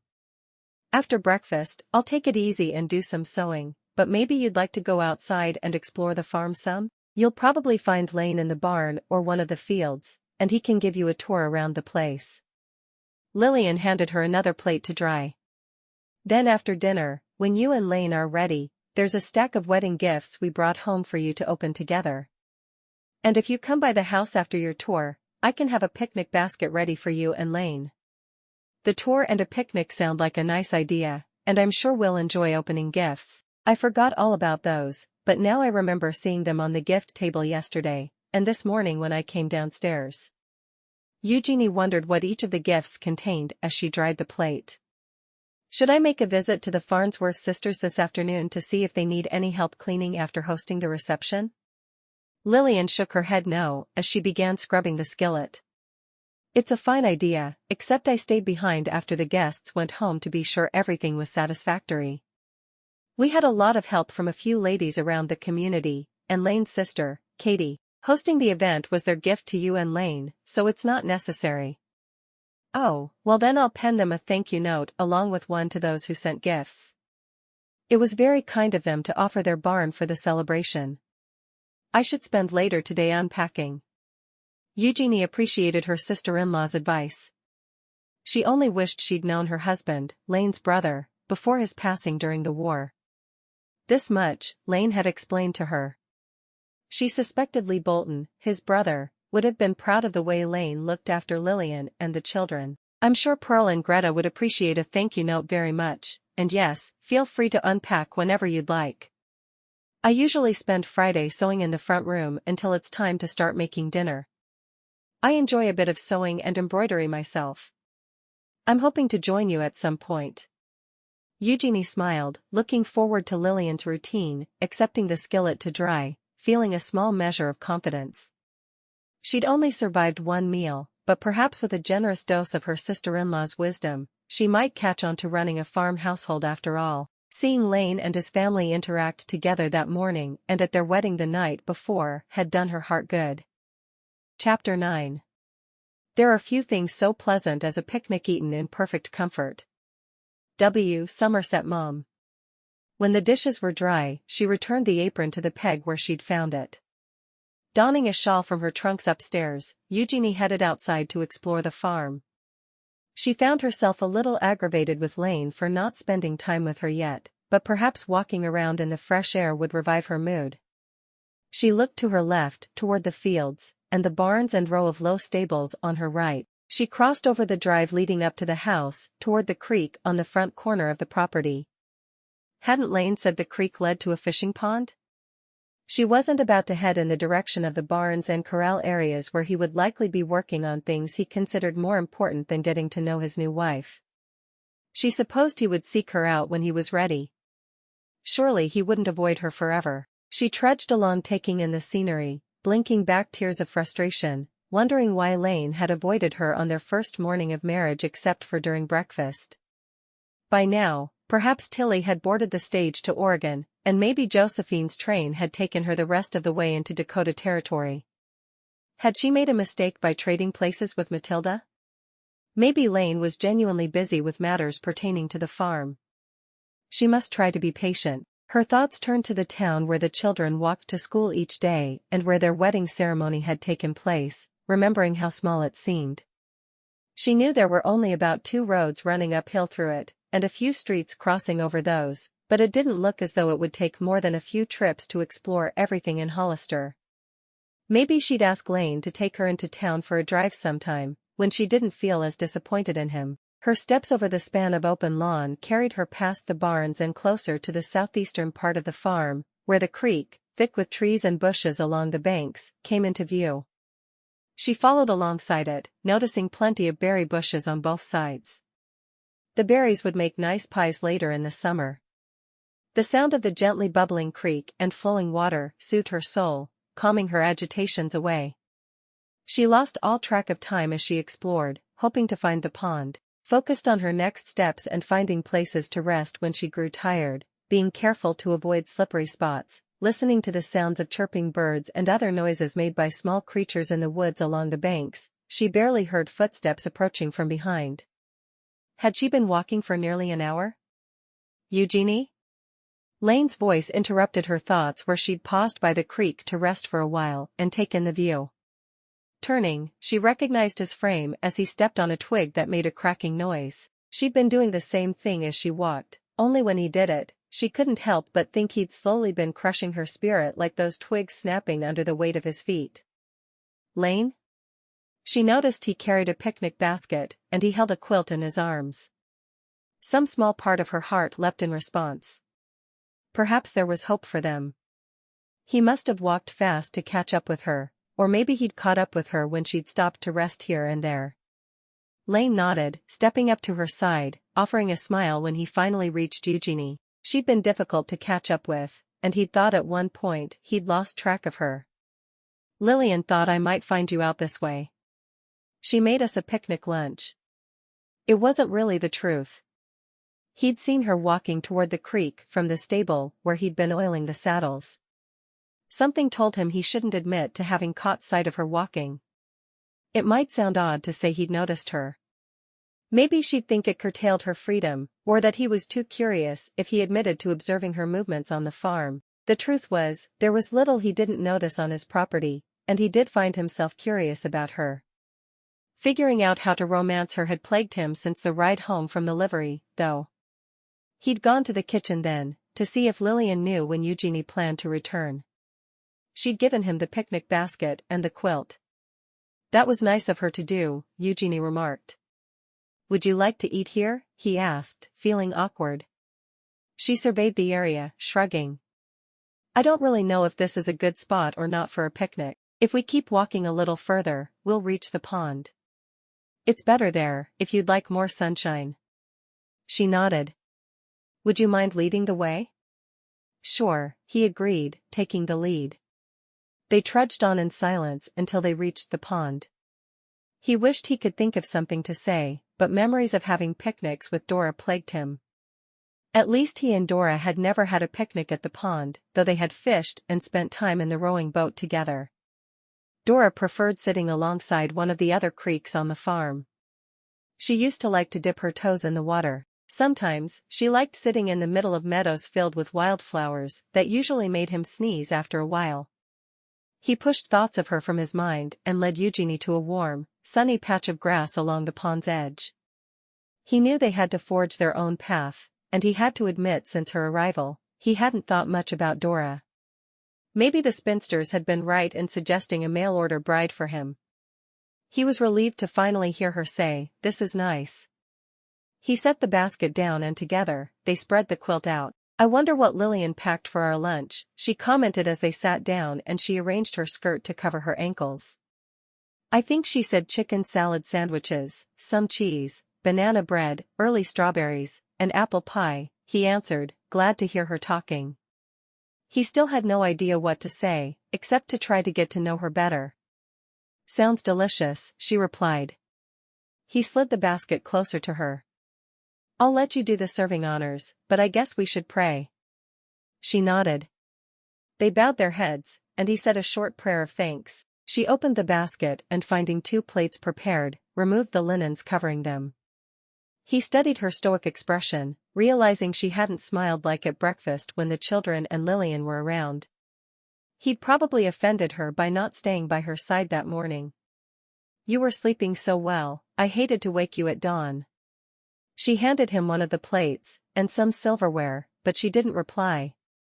Her lips were pressed into a thin line, indicating a pensive mood. "I wanted to stay after breakfast to talk with you, but we've been having some problems on the farm, and I didn't think we'd have privacy with Lillian there," he explained. "I should have offered you that tour." "I'm sure you have a lot on your mind," Eugenie finally replied, handing him a fork she fished from the basket. A few seconds later, she looked up at him. "What sort of problems?" "Oh, it's just stuff. Probably not important. Last week, we had 2 chickens disappear. A couple weeks ago, someone stole some of the laundry off the line. The week before, someone poured some pitch in Cable's boots. Christy wouldn't have done anything like that. It's been one thing after another lately." He tasted some of the sandwich. "This morning, I found the outhouse tied shut with ropes. At least no one was stuck inside." She chuckled about the last comment. "That's awful. Sounds like you have a prankster." Eugenie popped a strawberry in her mouth. "It could be the Beacon boys and their friends, playing harmless tricks on folks." He tasted more of the chicken salad sandwich. "Like I said, they're good kids, but I think some of these incidents are going too far." "You mean those ones that were outside at the Farnsworth sisters' barn?" she asked, finally tasting some of the chicken salad sandwich. "Wow. These are good." He nodded in reply about the sandwich, but his words concerned the Hollister area teens. I mean, yes, those teenage boys. The trouble is, I never seem to catch them." "I'm glad you warned me. I'll try to keep an eye out." They ate in silence for a few moments, and then he changed the subject since she still had nothing to say. He could feel the tension brewing underneath her demeanor. If he didn't diffuse it now, he figured they'd be in an argument by dusk. He decided to plunge ahead with the truth. "That's not the only reason I didn't stay longer after breakfast." "It's not?" Eugenie's brow raised and a curious look appeared in her expression as she turned her head to look up at him. She seemed so small beside him, he recognized a desire to protect her stirring within. Yet, he still found it hard to believe they were married. He shook his head no. "I wish I could say it was the only reason, but as hard as it is to admit, I'm not sure what to talk about with you. I think of things, but then when we're together, I completely forget what I meant to say." Finally, he saw half a smile on her face. Eugenie was right pretty when she smiled. "I guess I have the same trouble. Frankly, I thought you were trying to ignore me, and when you arrived with the picnic basket, part of me was tempted to give you a piece of my mind. The truth is, we need to get to know each other, and it'll take time. A lot of time. If we don't spend time getting to know each other, it will take longer, and we'll end up hurting each other." He nodded again, thinking she certainly didn't beat around the bush any. "Right you are." "I do have an idea," Eugenie said, setting her plate aside and drawing her knees toward her chest. "What's that?" Lane asked. Every day, we can each ask each other up to 3 new questions, but the topic should be the same for each of us. So if I ask you 3 questions about your home, you can ask 3 questions about my home, for instance, she explained. Up to 3, so if we can't think of 3, 1 will suffice for that day. I like that idea, he agreed with a broad grin as she nodded, a twinkle appearing in his handsome green eyes. His dimples showed up again, as well. She loved seeing him smile. He looked happy when he smiled, not to mention, irresistibly handsome. There's one other rule, she said.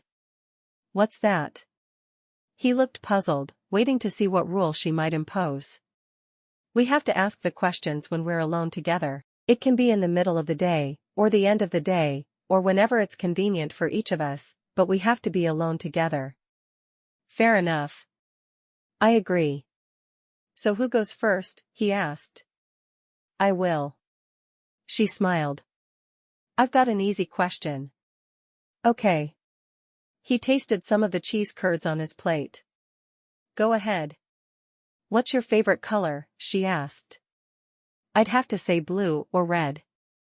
I guess blue, he replied. What's yours? Peaches and pinks. Okay, I have a question. What's your favorite thing to do? He asked, studying her brown eyes. Oh, many things. I like walks, embroidery, horseback riding, reading books, sketching, and painting. What do you like? I like many things, too. Fishing, hunting, hiking, boating, reading, and I'm glad to hear you like horseback riding. I enjoy riding. Alright, I have a third question because I can't remember from yesterday when we said our vows. It all happened so fast. What's your middle name again? Ethan, he answered with a chuckle. I can't remember yours either, to be honest. Isabel. I'm named for my mother, Isabel Louise Dillinger Hayes. My sister, Ethel, was given Louise as her middle name.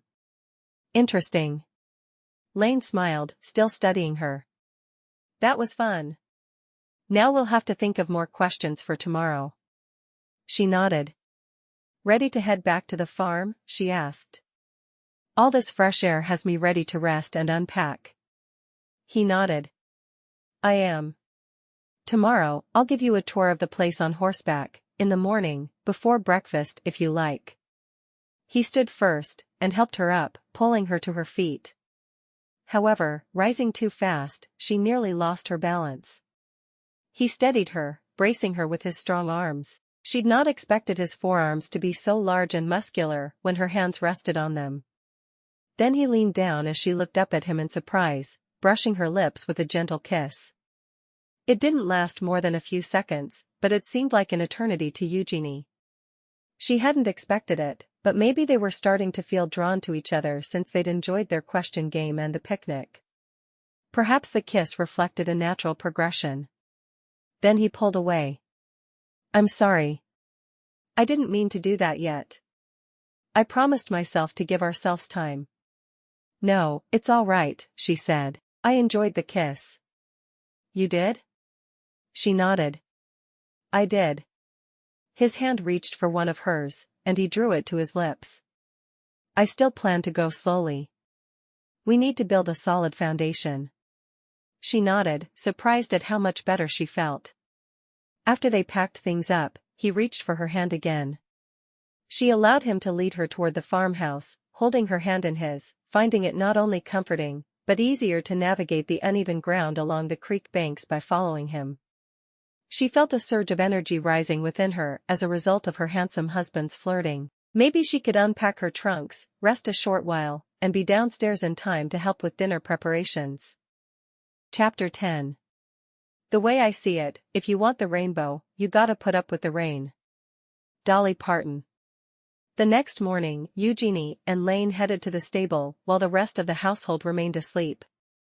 They'd risen early, and she'd dressed quickly behind the screen near the bathing tub when he stepped out to feed the stock.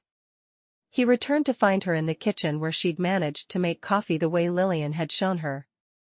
Lighting the cook stove hadn't been too hard, but she'd definitely need more practice. They decided to step outside onto the front porch to finish their coffee and observe the sunrise together. With Lillian's bedroom located near the kitchen, Eugenie decided this was a good plan. It turned out to be rather romantic. "'Tis Saturday. No school. The children will be on the farm all day," he explained, making her glad for the time they'd have alone on the tour. "Have you thought of any new questions?" she asked, breathing in the aroma of coffee and enjoying the view of sunshine cascading over the morning dew on the grass. She loved how everything smelled fresh and clean. He nodded. "I have." "Tell me about your father. Won't he be looking for you? Did you tell him about your plan to become a mail-order bride?" "I did. I left him a letter, and one for my sister and grandmother. I asked each of them to respect my wishes. I'm 23, after all. It was my father's hope I would enter into an arranged marriage with a business partner of his who doesn't suit me." "Why doesn't he suit you? Or rather, I should say, why didn't he suit you?" Lane asked, turning to look at her. It meant taking his eyes off the glorious sunrise, and she could feel his eyes studying her face. She stared straight ahead at the fields in the distance, clasping her hands tightly around her coffee cup. "Arthur Herbert Belden is an arrogant man who places business matters and other women above all else. I'd never be happy married to him. He is a marketing genius, and excels at engineering by designing innovative products, but he is also a philandering rake. The trouble is, everyone knows it except Papa." "Ah, I see. Sounds like a narrow escape." He sipped more of his coffee, looking out at the fields, appearing to mull over her words. "Your turn. Tell me about Dora Marshall, the recently wed Mrs. Myers, I should say."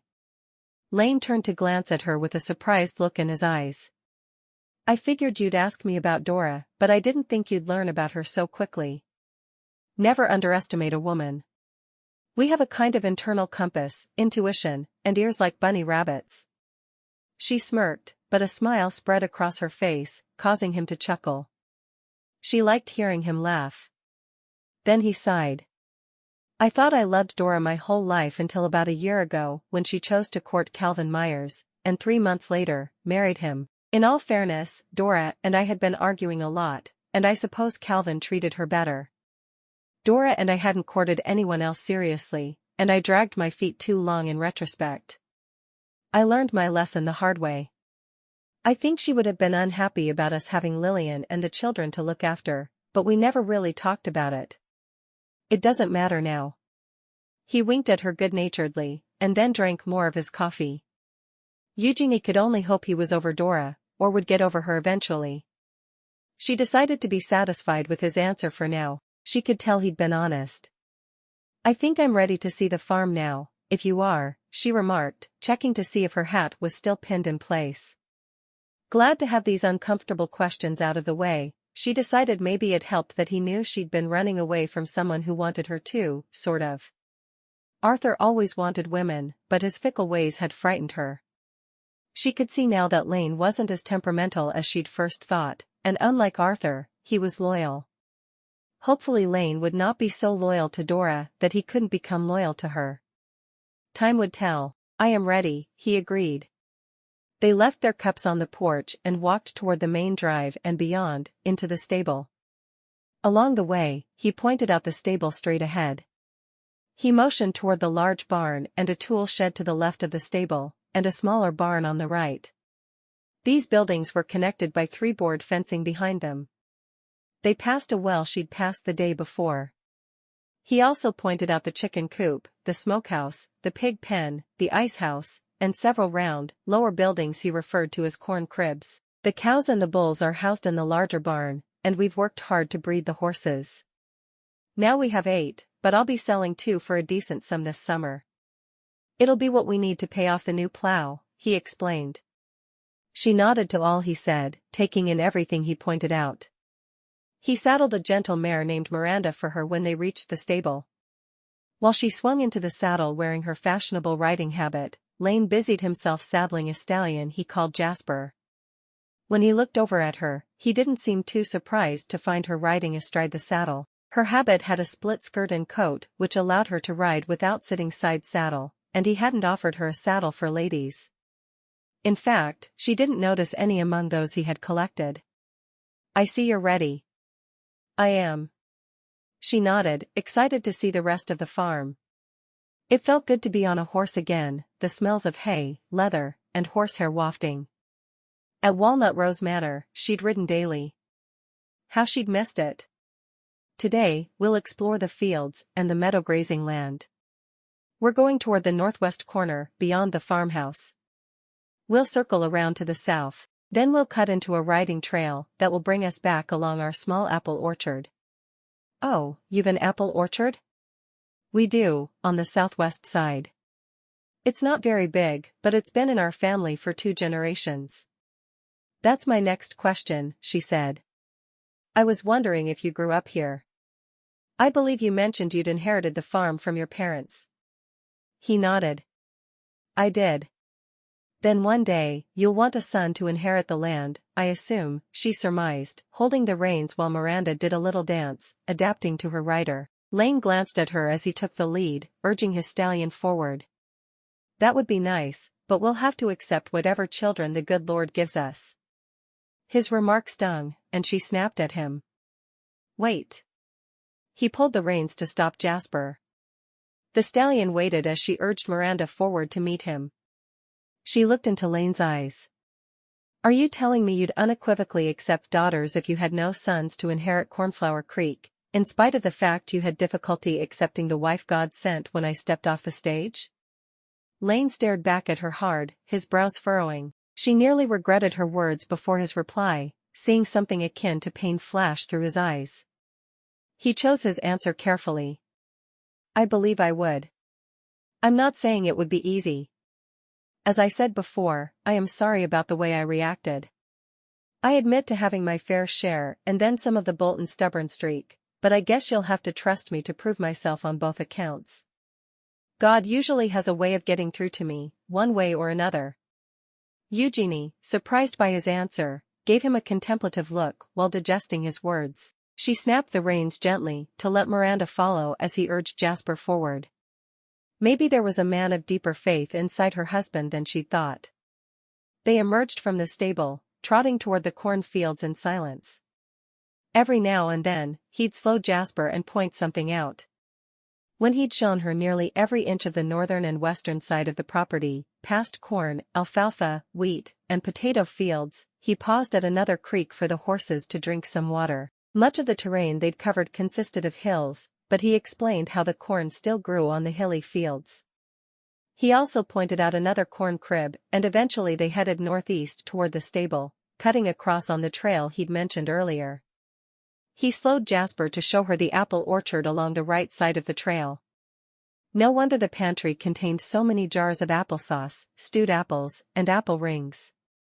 Then they crossed over the front entrance to the farm until they arrived at the stable and barns again where they'd started. After dismounting, Lane gave her a tour of the largest barn so she could meet the cows and bulls, walking through it until they reached the corral. The fence around the corral appeared a work of art in and of itself, with 2 fenced circle pastures outside the 2 barns located on each end of the stable, connecting to a long rectangular corral in the middle behind the stable.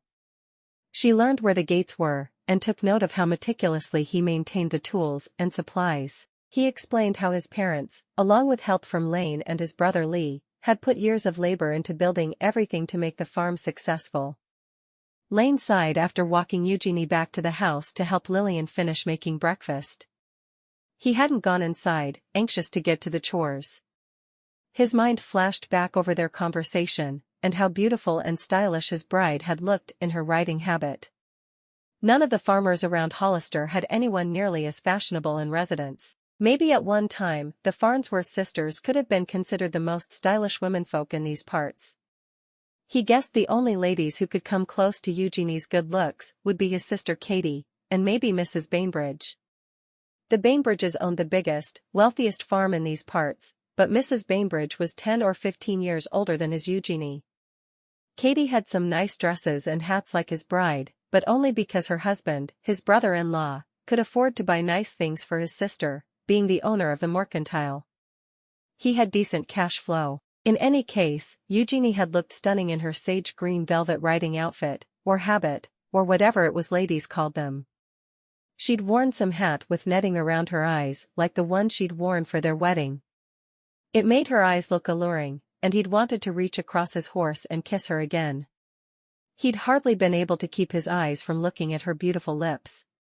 He thought about the words she'd spoken on Miranda, obviously spoken from a broken heart, about the way he'd treated her with harshness when they'd first met. As he entered the barn to begin milking the cows to give Cable a head start, he kicked an empty pail in the corner, wishing he hadn't turned his temper on Eugenie. It would take him a while to make up for that blunder, if he ever could. Hadn't he learned anything from his arguments with Dora? The day continued with a hearty breakfast at the kitchen table by the 3 windows. On Saturday mornings after they'd eaten, Christy usually washed the dishes to give her mother a break, and Cable mucked stalls. They were permitted to spend the day playing outside until dinner time if their beds were made with clean linens and other chores completed. Cable returned to the house to ask if Christy wanted to go fishing, finding Lane, Lillian, and Eugenie in the sitting room. Lane hid behind a newspaper he read from one of the rocking chairs, while Lillian and Eugenie worked on sewing projects from their sewing baskets. "We heard you liked fishing," Cable said, pausing with Christy before Eugenie, where she sat on a wooden parlor bench. In truth, she despised fishing, although she enjoyed dipping her toes in the creek. Fishing wasn't her idea of fun at all, but her male cousins in Texas liked it. She preferred playing in the water, looking for interesting rocks and pebbles, swimming, or splashing around. Unsure of how to respond, Lane interrupted to explain Cable's blunder. That was the other bride, Matilda. She wrote to us about how much she liked fishing, and Cable forgot about the mix-up." "Oh." Eugenie bit her lower lip, appreciating Lane's explanation. Looking at Cable, she decided honesty would be best. "I do like playing in the creek, but I'm not fond of fishing. Maybe we'll all go on a picnic sometime, and you can fish while I paint or sketch the scenery. I'm sure I'd love to play in the water. The pond looks fun, too. There was a rowing boat there. I wouldn't mind a leisurely ride on the boat, and maybe you could teach me to like fishing. Some things need time to grow on a person." Cable and Christy perked up at this. "Okay, maybe next Saturday," Christy said, a wistful tone in her voice as she peeked over at her uncle. "Next Saturday sounds good to me, if it's all right with your Uncle Lane and your mom," Eugenie replied. "I think it's been a busy week so far." Lillian nodded from her wheelchair. "I think next Saturday is good. We'll find a way to get you there, too," Eugenie said, thinking there had to be some way Lillian could participate. Lane lowered the newspaper. Eugenie could tell there wasn't any way he was going to get out of the plan they'd hatched. "I think we could manage it." He studied Lillian. "The fresh air and sunshine would be good for you, Lil." His sister-in-law didn't argue, but a smile spread on her face. She offered an agreeable nod as she continued to work on her stitching. His niece and nephew exchanged looks of glee. "Thanks, Uncle Lane." "Thanks, Aunt Eugenie." They headed for the front door, while Scout and Scoundrel's eyes followed them from their spots where they lounged on the oval rag rug in the center of the sitting room. Their tails wagged, and then they laid their heads back down as the children's footsteps faded when they ran down the porch steps to retrieve their fishing poles from the tool shed. Even the dogs seemed too tired to go outside and play. They'd had a busy week. "I guess I am their new Aunt Eugenie. I hadn't thought of it before now." Eugenie looked after them in surprise. She liked the sound of it. "What are your plans for today, Lane?" Lillian asked a few minutes later. "I promised Frank Chester I'd help him fix a fence," Lane said, folding the newspaper and setting it aside. "I should be on my way, but I'll be back in time for dinner and bath night. We've got church tomorrow. I shouldn't be too late." Eugenie felt some disappointment as Lane left, wishing he'd invited her to go along. She might have liked spending the afternoon getting to know Mabel Chester, Frank's wife. She'd met the Chester family at their wedding. They were among the few faces she remembered with their names because of the kind and genuine words Mabel had spoken to her in the receiving line. Lillian seemed to sense her twinge of disappointment. "So you're all unpacked now. Did you have plenty of room in the wardrobe and bureau for your clothing and other items?" She nodded, smoothing out the pink calico she'd changed into after her ride. "I did, thank you." Everything is very full, but only because I realize I brought too much. It would take her 2 months of Sundays to wear all of the fancy gowns her father had ordered for her from Paris and New York. Are you sure you're comfortable in your bedroom? Lillian asked. Oh yes, she assured her. The furniture Lane made is wonderful. I've been using the chair to read a few pages in my Bible before bed each night. We have a new coverlet and new sheets for wedding gifts, a beautiful new clock for our fireplace mantel, and the pewter candlesticks look nice there, as well. I placed my figurines beside those. Someone gave us a lovely stationery and pen set for the writing desk. There was the new quilt, which I hung on the quilt rack in the corner of our bedroom with my mother's quilt. I'm looking forward to trying the English lavender soaps this evening, and someone gifted us a new skillet. I added it to the kitchen cupboard, and I put the new tea service in the hutch by the table. It will take me a whole afternoon one day next week to pen the thank you notes, but I do think Lane enjoyed opening all of the gifts yesterday after dinner with you and the children. I thought he did, too. Don't forget the new tablecloth. I put it in the drawer to the hutch with the other tablecloths. Lillian smiled and bent her head over her sewing. No need to worry about the gardening today. I asked Christy if she'd tend it a little later this evening, before her bath. She said she would, to give us a rest. Chapter 11. And the angel of the Lord appeared unto him and said unto him, The Lord is with thee, thou mighty man of valor. Judges 6 verse 12. Eugenie felt a movement near her side where she'd been resting on a quilt spread alongside the pond. She opened her eyes, expecting to shoo away a dragonfly, but instead, stared up at a worm dangling from Cable's fingers, inches over her face. It's a worm, she screamed. She rolled over, bumping directly into Lillian. Then the two of them burst into laughter. Eugenie repositioned herself and sat up to watch the scene before her, basking in the warm sunshine. Finally, they were enjoying another Saturday picnic. They'd kept their promise about the first one, but since it had been so enjoyable, they'd returned for their third visit now that school was out for the summer. Besides that, being out of doors seemed like a tonic for Lillian, who seldom found a way outside unless it was to sit in her wheelchair on the porch. Occasionally, she'd direct the gardening or laundry work from there, as well. Sometimes she'd crack walnuts, shell peas, shuck corn, or snap beans from the porch. Today, they'd brought Scout and Scoundrel along, too. It felt like the whole family was together, and it made everyone happy. The dogs were slowly growing on Eugenie's affection, but she'd already screamed a few times when she caught Scoundrel licking her toes during the nap. Between the worm her nephew had just dangled over her face and the dog's tongue making her toes feel icky, she found herself a bit jumpy. Cable. Lane shook his head from the shore where he held a fishing pole in the water. What did I tell you about scaring Aunt Eugenie? Sorry. Cable giggled and ran back to his uncle's side. He reached for his fishing rod and stuck the worm on the hook at the end of the string. Then he cast it out into the pond. Eugenie knew he was only teasing her in fun. That one was all boy, her grandmother would say. How she wished her grandmother could visit and meet them all. She needed to write her family, and soon. Christy elbowed Lane from his other side and scrambled to her feet. I've got a bite. I've got a bite. Pull on it. That's it. Yank back, you've got it. Lane grinned as she held up a sunfish that swayed back and forth on the end of her fishing pole. She was so excited about that fish, but Eugenie watched in horror from a few yards behind them as Scout and Scoundrel bounded over to the fish swaying on the end of the string. Scoundrel, the taller beagle, reached up and gently yanked the fish with his mouth until it fell off the hook. Disliking the taste, he spit the fish out and it landed on the ground. Then he and Scout began to nudge it with their paws, and Eugenie's mouth fell open in further disbelief. She elbowed Lillian, unable to speak a word as those dogs played with the fish while it flopped around on the bank beside the pond. Glancing at Lillian, Eugenie clasped a hand over her mouth, but it was too late. Lillian had seen it, too. They burst into more laughter. That's almost as many as you have, Cable, she announced. One more and I'll be the winner of the art set.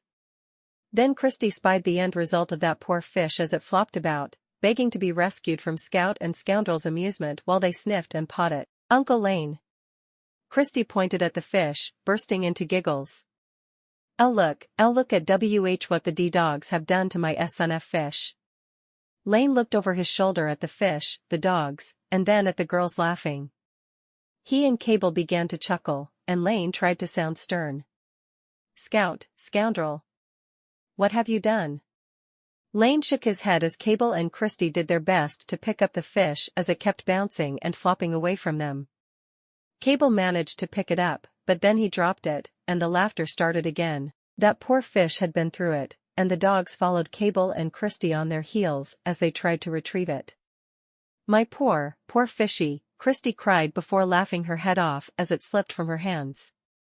At this point, Eugenie and Lillian were nearly doubled over. They laughed until their sides hurt. When Christy finally managed to recover her fish, she carried it gently to Uncle Lane's side. I think we should throw this one back in the pond. He needs some water to doctor him up, and I don't think he'd be very tasty for our supper after the dogs have licked him. Lane tried very hard to put on his most serious face when he replied with a curt nod. I think you're right, Christy.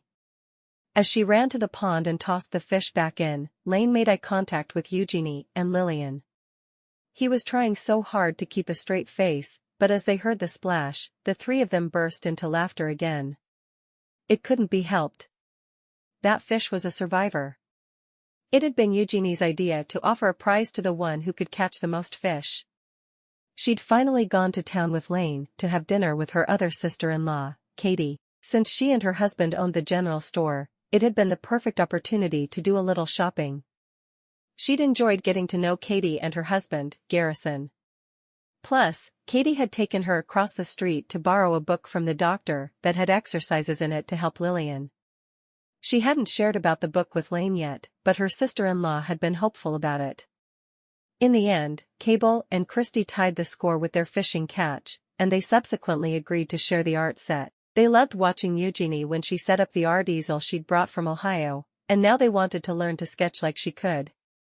As the summer progressed, Eugenie began working with Lillian to exercise her legs according to the book instructions, usually after breakfast when the children went out to play and Lane went to work on the farm. They didn't want to get anyone's hopes up about her walking again and decided to keep it under wraps. Several other things happened that disturbed everyone, but especially Lane. One morning, the entire household awoke to Scout and Scoundrel barking something fierce.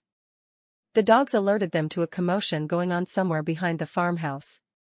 I'll get my rifle, Lane said, throwing the blankets off, blinking in the early morning light.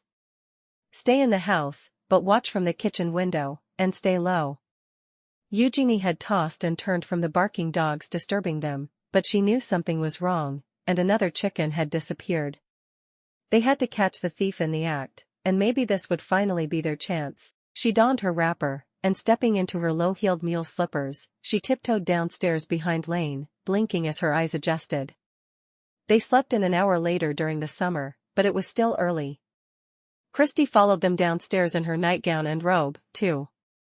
Then Lillian managed to roll out of her bedroom in her wheelchair, her blonde hair full of rag curlers.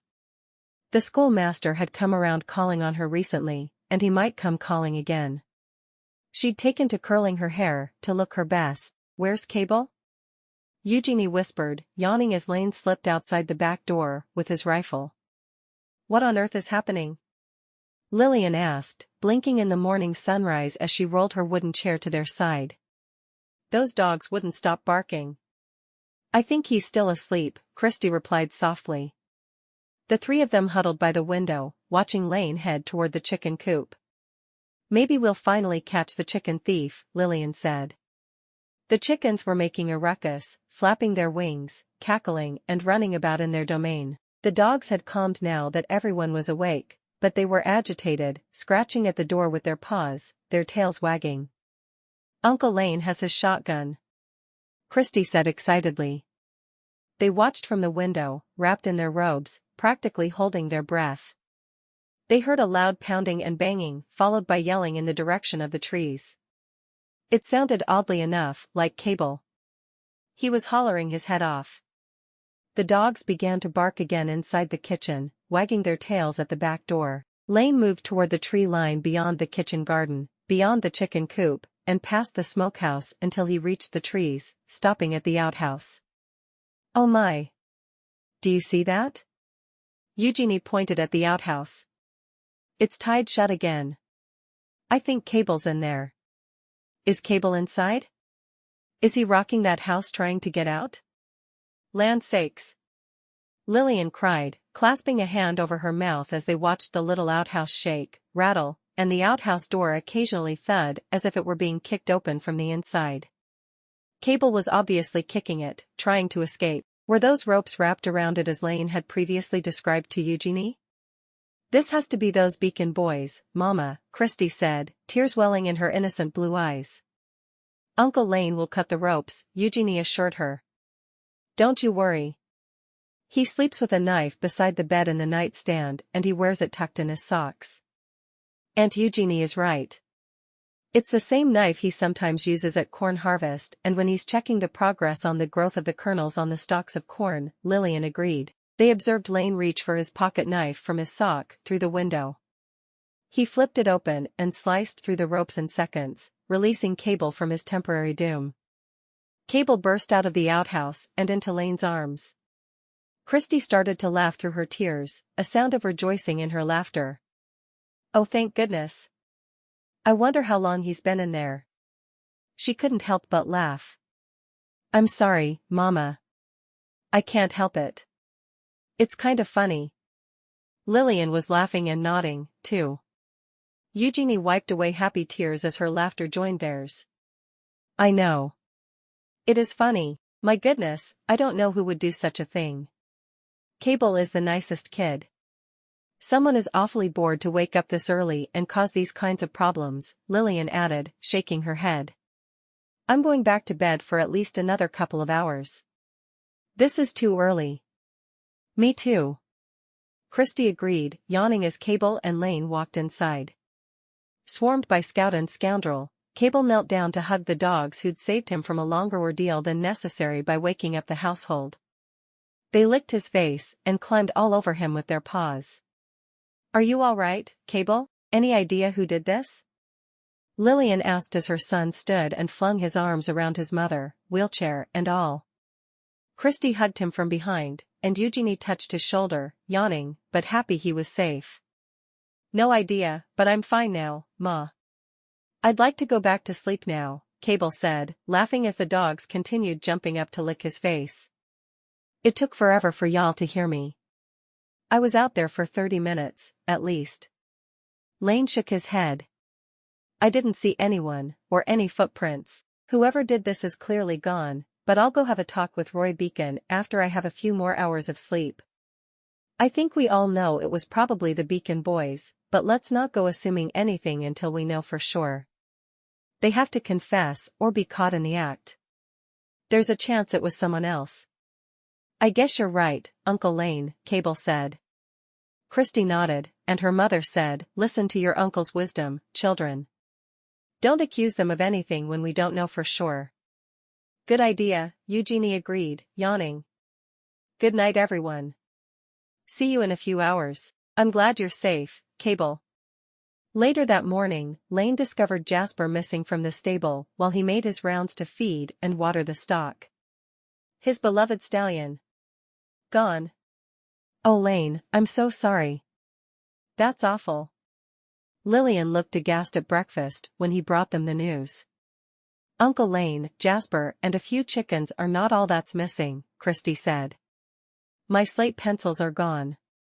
And my bow tie and socks are gone," Cable added. "Now that you mention it, I've been missing a ball of yarn," Lillian put in. "That's odd," Eugenie sighed. Her husband looked positively troubled with the loss of Jasper. "I'm missing a shoe. Just one. Not the pair, but nothing like missing a horse." "I'm sorry to hear about this, Lane." Lane listened to each member of the family as they told him about their missing items, but all of them knew that this wasn't something easily resolved. They finished the meal in silence, and the days that followed were filled with tension and sadness. From that point on, Eugenie didn't see Lane for several days on end. She and Cable did their best to keep up with the outdoor chores while her husband scoured the countryside to find Jasper. Christy helped Lillian inside the house and with preparing meals to free up Eugenie. When Lane did come home, he stopped playing their game by asking 3 questions of Eugenie whenever they had time alone. After a day and a half of rest, he left again to visit more of their neighbors to see if they'd experienced any strange events. He'd taken a canvas for a tent, a canteen, plenty of hardtack and bison jerky, his shotgun, and a bedroll. Days turned into a week, and a week turned into 2 weeks, with Lane returning home at the end of the 2 weeks, dumbfounded after scouring the countryside. Still, there was no sign of what had become of his beautiful stallion, Jasper. He went to town and bought padlocks for the stable doors, both barns, the tool shed, the smokehouse, and the chicken coop. It broke Lillian's heart to see Lane having to put everything under lock and key because they couldn't trust their neighbors. To make matters worse, Lane had said he didn't want to sell the 2 fillies now to pay off the new plow loan at the bank. With Jasper missing, they wouldn't be able to breed again until he acquired another stallion. He had to rethink his plan to make good on the loan. He shared that the Farnsworth sisters had lost 5 chickens and 1 Jersey cow. The wealthiest folks in the area, the Bainbridge family, who allowed no trespassing on their property, had also lost a horse to the bandit or culprits. The Boones were missing 2 piglets, 3 pies, and several bales of hay. A colt turned up missing from the Chester farm. The Myers reported missing hand tools, a cow, and 2 hogs. To make matters more complicated than ever, the Beacons reported a stolen horse and half of their chickens missing. This made everyone less suspicious of the Beacon sons, Grant and Lincoln. Since Elizabeth Beacon was a friend of Christie's of about the same age, it didn't seem possible to believe her friend's brothers were a pair of no-good muggins. Sheriff Peterson worked around the clock looking for answers and taking reports. He asked around town to see if anyone had seen any unusual strangers in the area. Mayor Fenton offered a $100 reward in the newspaper for any information that might lead to the capture of the thief. He also posted signs in the town's establishments to spread the word about the reward. Hollister residents began locking their doors and remained suspicious about anyone passing through the area. One morning, Lane left a bouquet of flowers for Eugenie on the table with a note. He'd come home to refill his supply of hardtack and bison jerky. The note read, "Thinking of you, Lane." The bouquet of peach and pink roses must have come from the Farnsworth sisters' garden. She'd heard they had roses. In any case, the flowers and the note helped her to go on when she'd been despairing. Eugenie found herself with a considerable amount of time to think on the circumstances as she kept herself busy trying to learn how to cook, scrub floors, weed the kitchen garden, and help with the extra chores. Lane raked a hand through his hair. How could this stranger know these things? He'd never mentioned Dora to him, and yet, he somehow knew her name. How did he know he wanted children and wanted to stay here at Cornflower Creek? How did this stranger know about Dora's future, or his future? Only God could know these things. Did he have a connection to God? Why did he feel such a holy presence in this moment?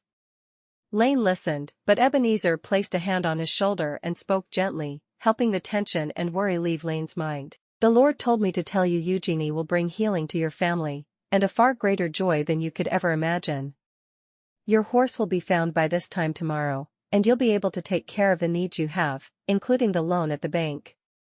And no, Eugenie did not tell me about the loan, nor did she tell me about the other woman you've been struggling to find closure about in your heart. The Lord told me these things. He wanted me to give you this message. In about a month from now, if you will trust God's plan, you will forget you ever knew the other woman except as a distant memory. Your firstborn child will be a daughter, but you will also have many sons, and more daughters. Lane's mouth dropped open as he wondered how the man could know the things he spoke. Instinctively, he knew Ebenezer spoke the truth. In response he said, "All I can say is may the glory be to God, and thank you. May your journey be safe, and please know you are welcome to visit us again." "Thank you, Lane. God bless you for your hospitality. Glory to God in the highest. Keep the faith. Fight the good fight. Victory is assured. Good night, and sleep well." Ebenezer patted him on the back after giving him the comforting words, turning back to Miranda. The stranger who had become a friend to their family took hold of the lead and led the horse back to her stall. Then he climbed the ladder to the loft where he would sleep across from a haystack on a spare cot. Lane could hardly believe all of the things the man who'd become almost like family in mere days had told him, yet he knew these things would happen. "What do you mean she borrowed the wagon?" Lane asked Lil. He'd hopped to the table with only one sock on, wondering who'd taken his other. "I don't think she can drive a team. Her life could be in jeopardy." He had risen early to say farewell to Ebenezer after the few days the man had spent at Cornflower Creek. He'd wished him well for his journey before dawn, shaking hands as they parted ways. He'd turned to go in the house for coffee with Eugenie. Remembering he should thank him for taking Cable and Christy fishing, he'd turned back, but the stranger had vanished, nowhere to be seen. It had puzzled him greatly. He couldn't have walked away that fast down the long drive. Lane figured he must have cut through the wooded area by the creek, and headed on toward the main road, but he wasn't sure if it would have been possible. They'd been close to the barns, and still much too far from the creek. There was a span of yard between the creek and barn, far from the trees by the creek. He couldn't have disappeared into those trees that fast. "I don't think it was a concern." Lil slid a plate with a large cinnamon roll across the table to accompany his coffee, snapping his mind back to the present. "The sheriff offered to do the driving." "Sheriff Peterson was here this morning? What did he want?" Lane blinked, still not quite awake. "Do you happen to know where my socks are?" "I had one left." "Only one, for some odd reason." "He came by to let you know the Beacon boys confessed last night to the 2 outhouse incidents and the pitch they put in Cable's boots. However, they didn't have anything to do with any missing chickens or Jasper. Sheriff said he'll fill you in on the rest of the details later. I think he agreed to drop the charges if you accept their willingness to help with the wheat harvest and do some chores on the property, in addition to replacing Cable's boots. As for your socks, I have no idea. There are a few on the line, drying. I'll get Christy to bring some in later." Lane tasted the delicious cinnamon roll. "Oh. I see. I guess I'll need to think about the Beacon boys, but it sounds good for now. I still don't understand why the sheriff and Eugenie went somewhere in the wagon." "Here they come up the lane," Lil said, glancing out the set of 3 windows facing the drive. "I'll let them explain." "Where are Cable and Christy?" he asked. He drank more of the coffee, trying to wake himself up. For some reason, he still felt groggy. He'd slept too long after returning to bed earlier that morning when Ebenezer left. It was almost noon. He never slept in so late, but he'd had the best sleep he'd had in a long time. And who's coming up the lane? The sheriff and Eugenie? He had better drink more of the black coffee and get his eyes open. Having only one sock didn't feel right, either. Maybe he'd hobble out there to the line himself and get the laundry. Lillian nodded, but to what she nodded after his numerous questions was anyone's guess. Cable and Christy are taking a picnic lunch to the pond. They want to spend the day rowing the boat together. Then they're going berry picking. I told them to be home before dinner, she explained. All he could think was that he couldn't wait that long for a sock to appear. Lil continued to chatter on, and he tried to absorb her words. "And yes, it's Eugenie and Sheriff Peterson driving up the lane." Eugenie told the sheriff about a situation she learned about from Ebenezer, and our sheriff wanted to help her carry out Ebenezer's idea to help them. "Help who?" Lane asked as he clasped the coffee cup and turned in his seat to have a better look through the windows at the wagon pulling up to the farmhouse. "Wow. That wagon is full of all kinds of things. I think those are about 5 pies, loaves of bread, maybe some carafes of coffee, wooden crates filled with other platters of food. I see what looks to be maybe some smoked meats hanging from a rod. Maybe some ham and chicken." Lillian nodded with a smile. "I'll let Eugenie and Sheriff Peterson explain. They tell it better than I do." Eugenie was talking 100 miles a minute, and Lane struggled to keep up, especially with only one sock. "As I was saying," Eugenie continued between sips of coffee and tasting her cinnamon roll, Ebenezer told us about a small band of Sioux hiding out on an abandoned farm with 2 white men. They were living off the land, but the 2 white men influenced the band of Sioux to steal in order to survive, because they'd become disconnected from their tribe. I believe we should do as Ebenezer instructed. Say, when I came in with the sheriff, I noticed you only have 1 sock on. Where's your other one? That's the question of the century. So tell me more. What else did Ebenezer say? He said to offer them the food the sheriff and I collected from our neighbors this morning, and teach them about Jesus. Keep your weapons handy and hidden, but don't aim them at these men. We'll take the food as a gift and make friends.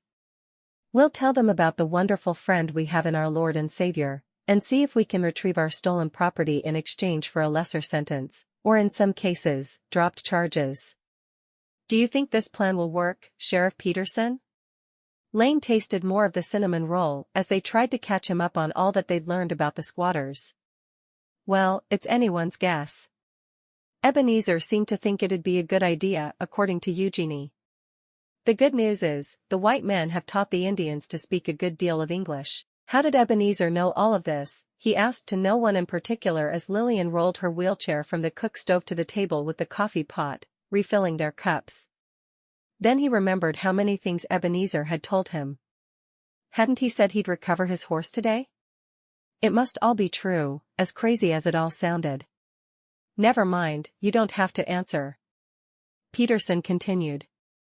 Ebenezer told your bride he encountered this band of Indians and outlaws on that abandoned farm just west of here. He thinks we may find whatever is left of our missing items, but likely not the chickens and hogs. Maybe the tools, if they didn't sell or trade them in Branson. As far as reforming them, it remains to be seen. We searched that area pretty well a number of times.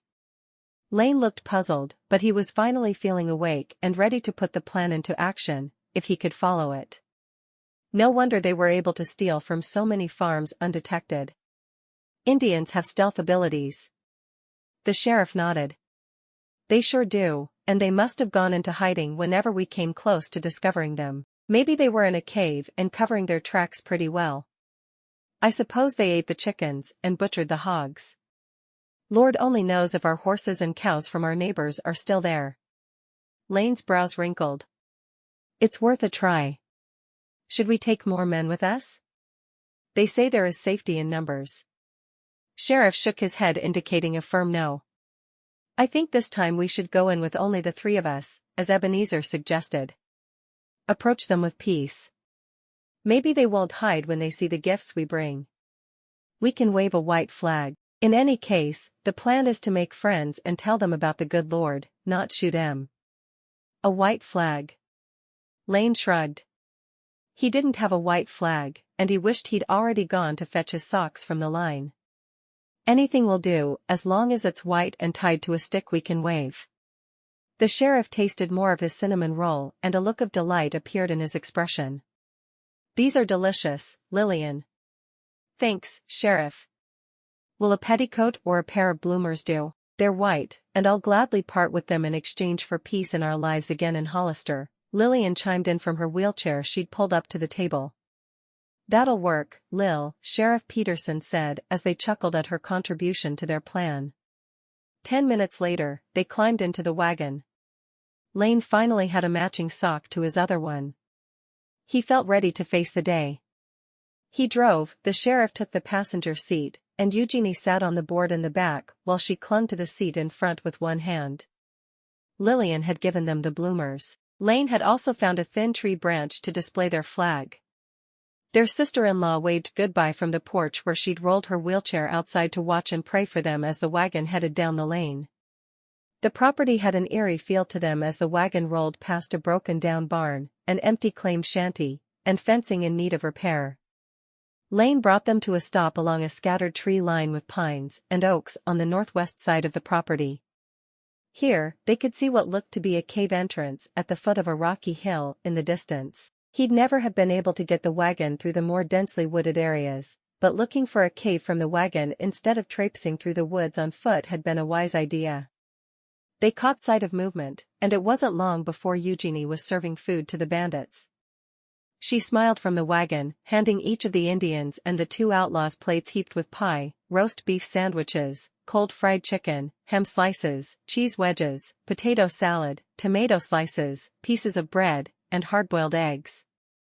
They'd been hungry, and happy to see the white flag. One by one, they'd come out of their hiding places on the abandoned property with their hands up in the air after the sheriff had called out to them. When Eugenie had begun filling the plates, the process happened much faster. Raising their hands had been a sign of surrender, much as the white flag made from a petticoat scrap and bloomers waved in friendship and peace. "We've had enough of this life," the ringleader outlaw admitted with his head bowed in shame as the bandits gathered around one side of the wagon. "Thank you for bringing food. Winter is coming, and we don't think we'll make it through. Hard times have jaded our actions. For this, we are sorry. The guilt of what we've done has weighed us down. We're ready to turn ourselves in, Sheriff." Their immediate surrender surprised the sheriff and Lane, but it hadn't surprised Eugenie. All was happening exactly as Ebenezer had suggested it would if she followed his instructions.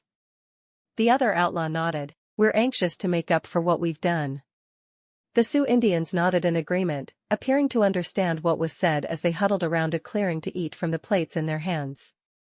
It was obviously where they made campfires at night. One of the Indians, happy to have a meal in his hands, swiped at tears in his eyes. When they'd all been served, Eugenie stood up from inside the wagon to tell them about Jesus, remembering what Ebenezer had instructed. "Hello everyone. Let me tell you about my best friend, Lord and Savior, Jesus. You see, he died for me on the cross to forgive me of all my sins and equip me to follow him through the power of the Holy Spirit. He also made a way for others who love him to give you all of this delicious food." Eugenie went on to describe the nature of Jesus and his righteousness, love, purity, all-knowing omnipotence, mercy, and grace. She noticed the men were eager to listen and learn, humbled by their troubles to survive. She spoke gently to them, like a friend. While she spoke to the Indians and the two outlaws, Lane and the sheriff identified Jasper tied to a nearby tree behind some thick brush, along with a number of other horses that belonged to their friends. Lane and Eugenie's eyes met as he led the horse to the wagon. After a while, the Indians and outlaws led the sheriff and Lane to another horse. Sadly, the other animals were gone, but the Sioux pointed out many of the stolen tools. Lane put those in the front of the wagon, by the driver's seat. The outlaws translated some of what Eugenie said about Jesus for the Indians when they didn't seem to understand. She continued to tell them about Jesus and his ability to save, sanctify, heal, bless, and lead them. She shared some examples with them of how God had blessed her with a husband and a good father. She shared about her homes and the many other blessings the Lord had given her. She also told them about the peace, joy, and love in her heart. All extras, as she put it. The Indians laughed about the translation for this, nodding, appearing eager to hear more. The sheriff then spoke for a while, convincing them to confront their troubles honestly by going to the jail and facing the consequences of their actions so that one day, they would be free to begin life anew on the right path. The men responded by agreeing. A few at a time, they voluntarily turned themselves in, climbing into the wagon. With the remaining animals tied to the wagon, and the heavy load of grown men, the party moved slowly toward town while Eugenie taught them some songs about Jesus. She continued to tell them about the Savior all the way to town, and most of the men decided to accept him into their hearts, and follow him when she asked if any would. Eugenie promised to pray for them, and the sheriff promised to find Bibles for all of those who could read, and an attorney from Branson to represent them as they attempted to make things right with those they'd wronged. Even the outlaws looked repentant when the wagon rolled into town. They had been fed physically and spiritually, and they'd made 3 friends in Lane, Eugenie, and the sheriff. No longer would they need to sleep outside, fear for the next meal, resort to stealing, or carry a burden of guilt. She'd shared with them how the Savior's forgiveness covered their past and would lead them to a good future. Chapter 12. Be not forgetful to entertain strangers, for thereby some have entertained angels unawares. Hebrews 13 verse 2. A storming brewing the next afternoon caused Eugenie to look outside as thunder clapped and dark clouds rolled in the distance. She'd finished making the stew for their supper. Lillian had wheeled her chair to the kitchen work table to begin mixing up a batch of biscuits to go with the stew, simmering on the stove. Eugenie sought refuge with a glass of cool water in the dining room portion of the large room near the 3 front windows facing the farm's long drive. More often than not lately, she'd found herself there waiting for Lane to come home. The heat from hacking at weeds with a hoe in the kitchen garden after she'd made the stew had worn her out. The storm was rolling in fast. They needed the rain. It would be nice to cool things off, but the thunder didn't sound comforting. Time to call the children inside. She'd been about to turn toward the front porch on the far end of the west side of the house, but a tall male figure coming up the lane with the children gave her pause. That wasn't Lane. She didn't know who he might be, but she hadn't seen him before. He had a bedroll on his back and a knapsack of sorts. Plainly dressed in work pants, suspenders, a white shirt, boots, and a hat, he appeared to be humble, friendly, and quite tall. The children had been fishing down by the creek again, evident by the fishing poles they carried and a string of fish in Cable's hands. She hurried to the door to hold it open, watching the children scramble toward the covered porch. Cable dropped the fish in a bucket of water Christie had placed nearby earlier. They dropped their poles in the corner, by the steps and the bucket. Laughing, her niece and nephew ran up the porch steps as the rain began to drench them, motioning for the dogs and the stranger to follow. Lillian called out from the kitchen. "Come inside everyone. It's going to rain something fierce." The rain slowly began to build, pelting everything. The beagles followed the children inside, their tails wagging as the stranger paused to shake hands with Eugenie. "Hello," Eugenie said as the fellow's handsome appearance took her by surprise. He took his hat off under the porch roof, dumping some rain off his brim, shaking her hand as the rain fell harder and faster. They both laughed at the amount of rain his hat had managed to catch in such a short time. The man gasped for air, but he wore a friendly smile. They'd run much of the way to beat the storm. "Hello. I met the children at the creek. They are delightful and let me catch some fish for my supper. I was passing through toward Kansas. May I take refuge here for a few days on my way to my family? I'd be willing to help with the chores in exchange for a place to sleep in the barn. I'll only be a day or two. Just passing through toward Topeka, but I would appreciate your hospitality if it's no trouble, that is. I wouldn't want to inconvenience you or the family in any way." Something about the man caused her to be unafraid, even while she considered recent events around Hollister. "Certainly. Please, come inside until the storm passes, and later, we can show you the barn. I'm sure we can work something out. Would you like a cup of coffee or tea? I was just about to have some coffee and apple cake to hold me over until the next meal." He followed her inside as she continued to explain. "I've worked up an appetite weeding in the garden this afternoon." She wanted to introduce the stranger to Lillian, realizing she'd forgotten to tell him her name or ask his.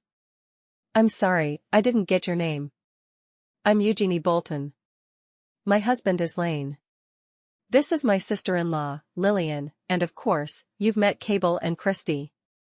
Ebenezer Bingley, and it's nice to meet you both." He crossed over to Lillian's wheelchair to shake her hand. The children washed their hands at the kitchen pump and then reached for some oatmeal raisin cookies in the cookie jar to tide them over. Scout and Scoundrel found a place to lay down under the kitchen table by Lillian, frightened by the thunder. "It's nice to meet you, Ebenezer," Lillian remarked. Eugenie stepped over to the cook stove to stir the stew. "I hope you can stay for supper. It'll be a home-cooked meal. Lillian's delicious biscuits, my first stew, and a blackberry peach cobbler for dessert." "Sounds like heaven, ma'am. I can't tell you how much I appreciate your generosity." Ebenezer smiled and washed his hands at the basin, accepting the cup of coffee Eugenie handed him after. She motioned him toward the dining table, inviting him to sit down. Lillian finished putting the biscuits in the oven, rolling her chair around the kitchen almost effortlessly, as she usually did, never complaining. Eugenie cut 3 pieces of cake for them while the children observed the storm from the window while eating their cookies. Eugenie brought the cake to the table, and soon, she and Lillian were talking like old friends with Ebenezer, sipping their cups of coffee and enjoying the apple cake. The storm didn't seem as frightening while they chatted, and for a while, Eugenie forgot about the fact her husband might be out there in it, looking for Jasper and the thieves. She did remember to take the biscuits out of the oven for her sister-in-law, and the children minded their manners, not interrupting the adults. "I'm feeling rather sleepy all of a sudden," Lillian commented with a yawn after they'd conversed a while about Ebenezer's travels, the town of Hollister, and features of Cornflower Creek Farm. "Mind if I take a rest until supper? The children are going to read books upstairs since it's raining and storming outside, aren't you children?" She gave them a stern look. "I'd like a nice quiet nap for just 30 minutes or so." Then she added in a lower voice for only Eugenie, "We'll practice those exercises tomorrow. I'm tuckered out for today. It'll be all I can do to get through supper and cleaning up." "Go on ahead, Lillian. I'll check on you when it's closer to dinner." Eugenie nodded toward her sister-in-law as Lillian wheeled her chair, steering toward her bedroom. The kids took the hint from their ma and hurried upstairs. It didn't make a bit of sense to Eugenie why they left her alone with the stranger, but she also had the feeling it would be all right. She poured them more coffee and sat down at the table again, glad to have someone to talk to since Lane probably wouldn't be home for supper again. "I see," Eugenie replied, clutching her coffee cup as she sat with Ebenezer after dinner on the porch. She'd had far too much coffee, and Lillian and the children had long gone to bed. Lane was late again, as usual. "I had no idea, but now that I do, and now that you've told me about how to reach them, I will certainly do my very best." The news the stranger shared with her was astounding. She could hardly wait to tell Lane. "Where is he, Lord?" "Good, I'm glad to hear it," Ebenezer replied. "The Lord delights to answer our prayers. Sometimes He will put others on our hearts so we will pray for them. By the way, your stew was some of the best I've ever had." "Thank you." Eugenie had the oddest feeling that this man somehow knew she'd prayed for her marriage, her husband, her new family, and the problems in the community to be resolved. "Tell me more about Topeka, and where you're from," she said, marveling about all he'd said. It was also unusual the man had guessed she had family in Ohio. He'd somehow known she had a sister. Now, she hoped he would tell her about his family. Ebenezer smiled. "I have a large family, and we're all very close. Brothers, sisters, parents, cousins, aunts, uncles. It'll be like a coming home celebration, to see them all in one place." "Oh, yes, like when I visit Texas. My mama's family has a ranch there called Blue Starling," she explained. Remembering it again gave her a surge of hope for her marriage and the notion she and Lane could be happy one day, like her parents always seemed to be when Mama was alive. "Do you see your family very often?" He shrugged. "Yes and no. I miss them very much, as I'm sure you do yours." She nodded. How did he know that? Some days, she missed them so much, her heart ached. "Do you like fishing?" she asked, thinking to invite him to go fishing at the creek with Christy and Cable again. The children had enjoyed his stories at the supper table. How they missed Lane's presence lately. "Oh, I do. Very much," he replied before sipping more of the coffee. The aroma of the steaming coffee lingered in the air, and she remembered how much she missed having coffee with Lane and playing their 3 questions game.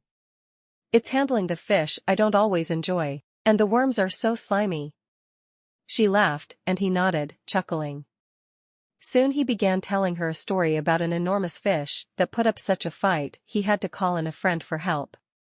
They were laughing about the nickname of Bertha he'd given the fish, and the way it had squirmed this way and that, and how his friends still teased him about Bertha to this very day, when Lane arrived. Lane walked toward the farmhouse after waiting out the storm at his meeting with Sheriff Peterson.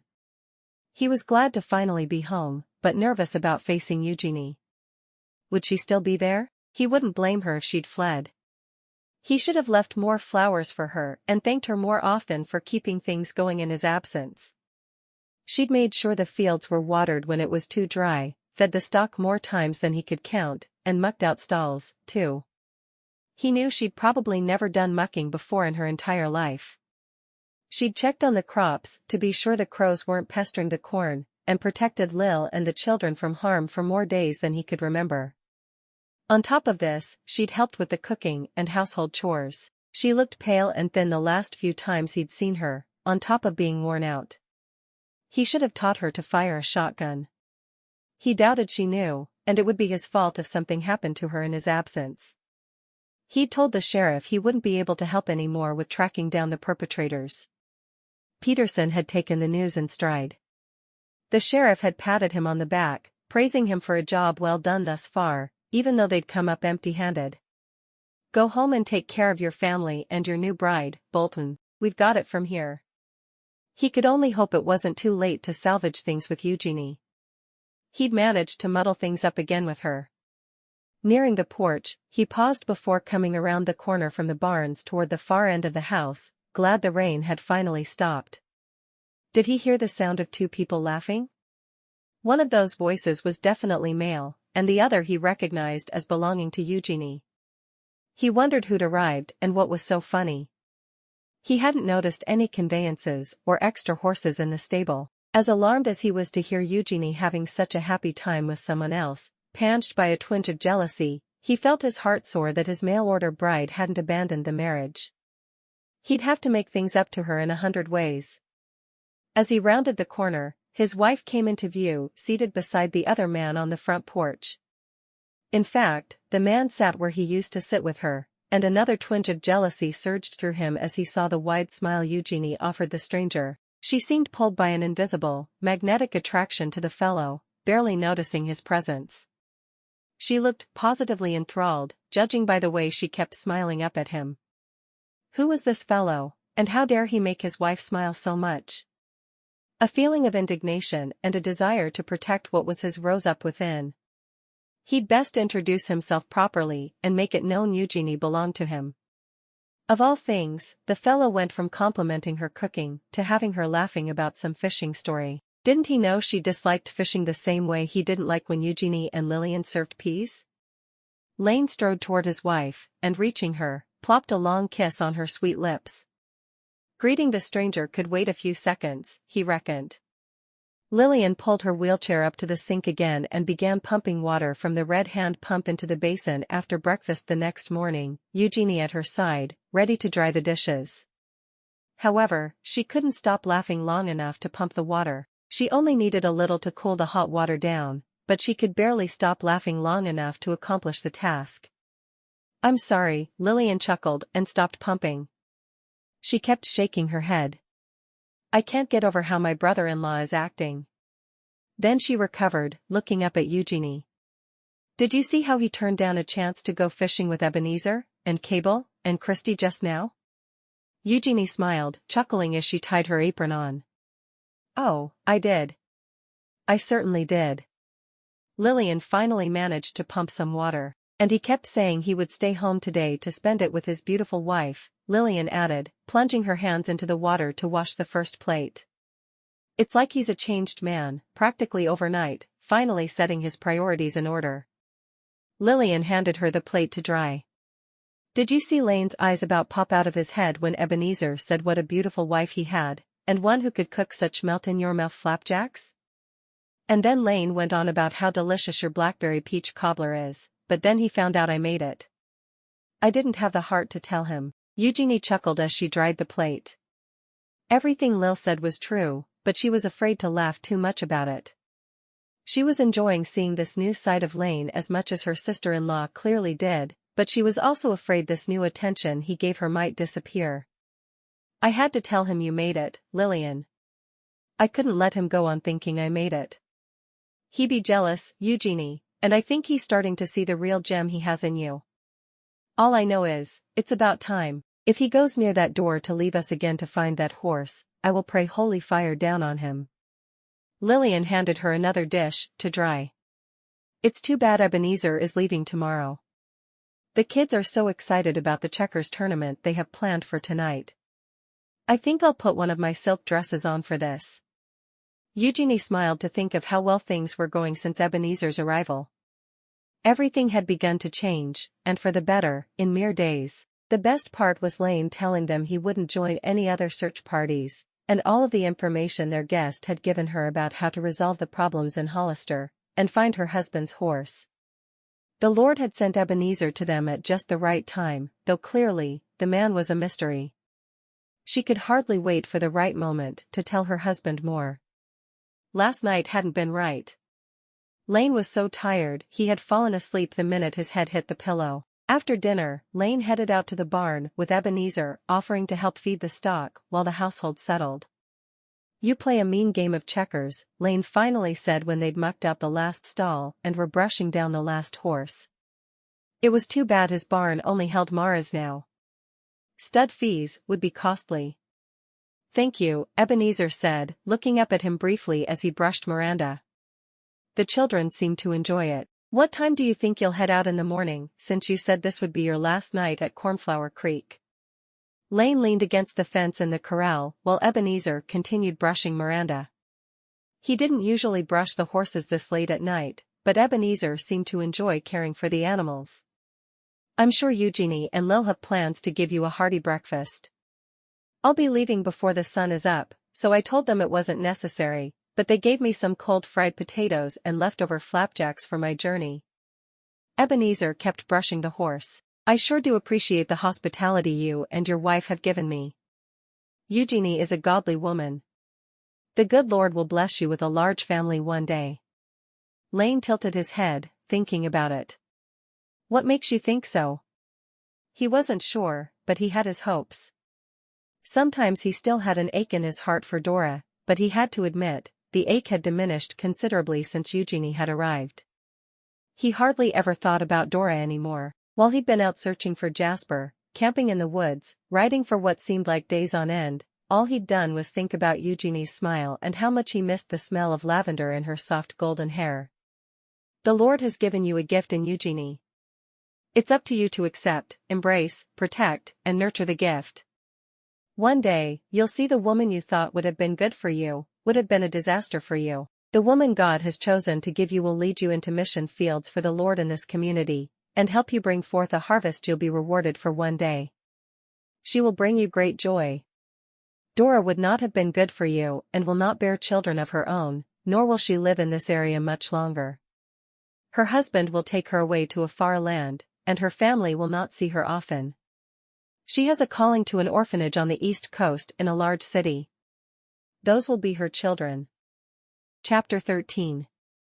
Then Samuel took a stone, and set it between Mizpeh and Shen, and called the name of it Ebenezer, saying, "Hitherto hath the Lord helped us." 1 Samuel 7 verse 12. "I'm so glad we finally have Jasper back. Maybe things can go back to normal around here," Lane said a few weeks later when the ordeal was over. They were enjoying the last week of summer together. It was one of the hottest August days of the year, but the cold creek water and the pond kept them cool. They played in the creek and swam in the pond. Lillian floated in it, using her arms to push herself around in the shallow areas. She'd been kicking her feet a little, surprising them all with her mobility. "I agree," Eugenie said from in the water. She'd been staying close to help Lillian while Cable and Christy tried to splash each other in the deeper water. His niece and nephew swam like fish now, loving every moment. This time, Lillian, Eugenie, and Christy all wore some fashionable nautical swimming suits. He thought they looked like short dresses with bloomers. Each of them had a matching hat with a pom-pom of sorts on top. He wasn't sure if he liked the hats or not, thinking they looked silly, but if it made them happy, he didn't mind. They'd purchased them from what was in stock at Katie's general store. Katie had been to dinner with her husband a few times in recent weeks, and all seemed quiet in the community at Hollister now. "What's this surprise you wanted to show me, girls?" Lane asked from his spot on the shore where he'd been trying to catch a few fish for their supper. Lillian looked at Eugenie, nodding at her with a wide smile. "Go ahead, Lil. Show Lane what we've been practicing." "All right, I will." Lillian started to stand up in the water. He almost dropped his pole, thinking he'd need to jump into the pond to rescue her. She needed a little assistance when she stood up, somewhat wobbly and weak. Eugenie, a few feet away, held an arm out to help her balance. When she'd recovered from standing, Lillian slowly walked toward him from the water, taking at least 10 steps until she'd reached the shore.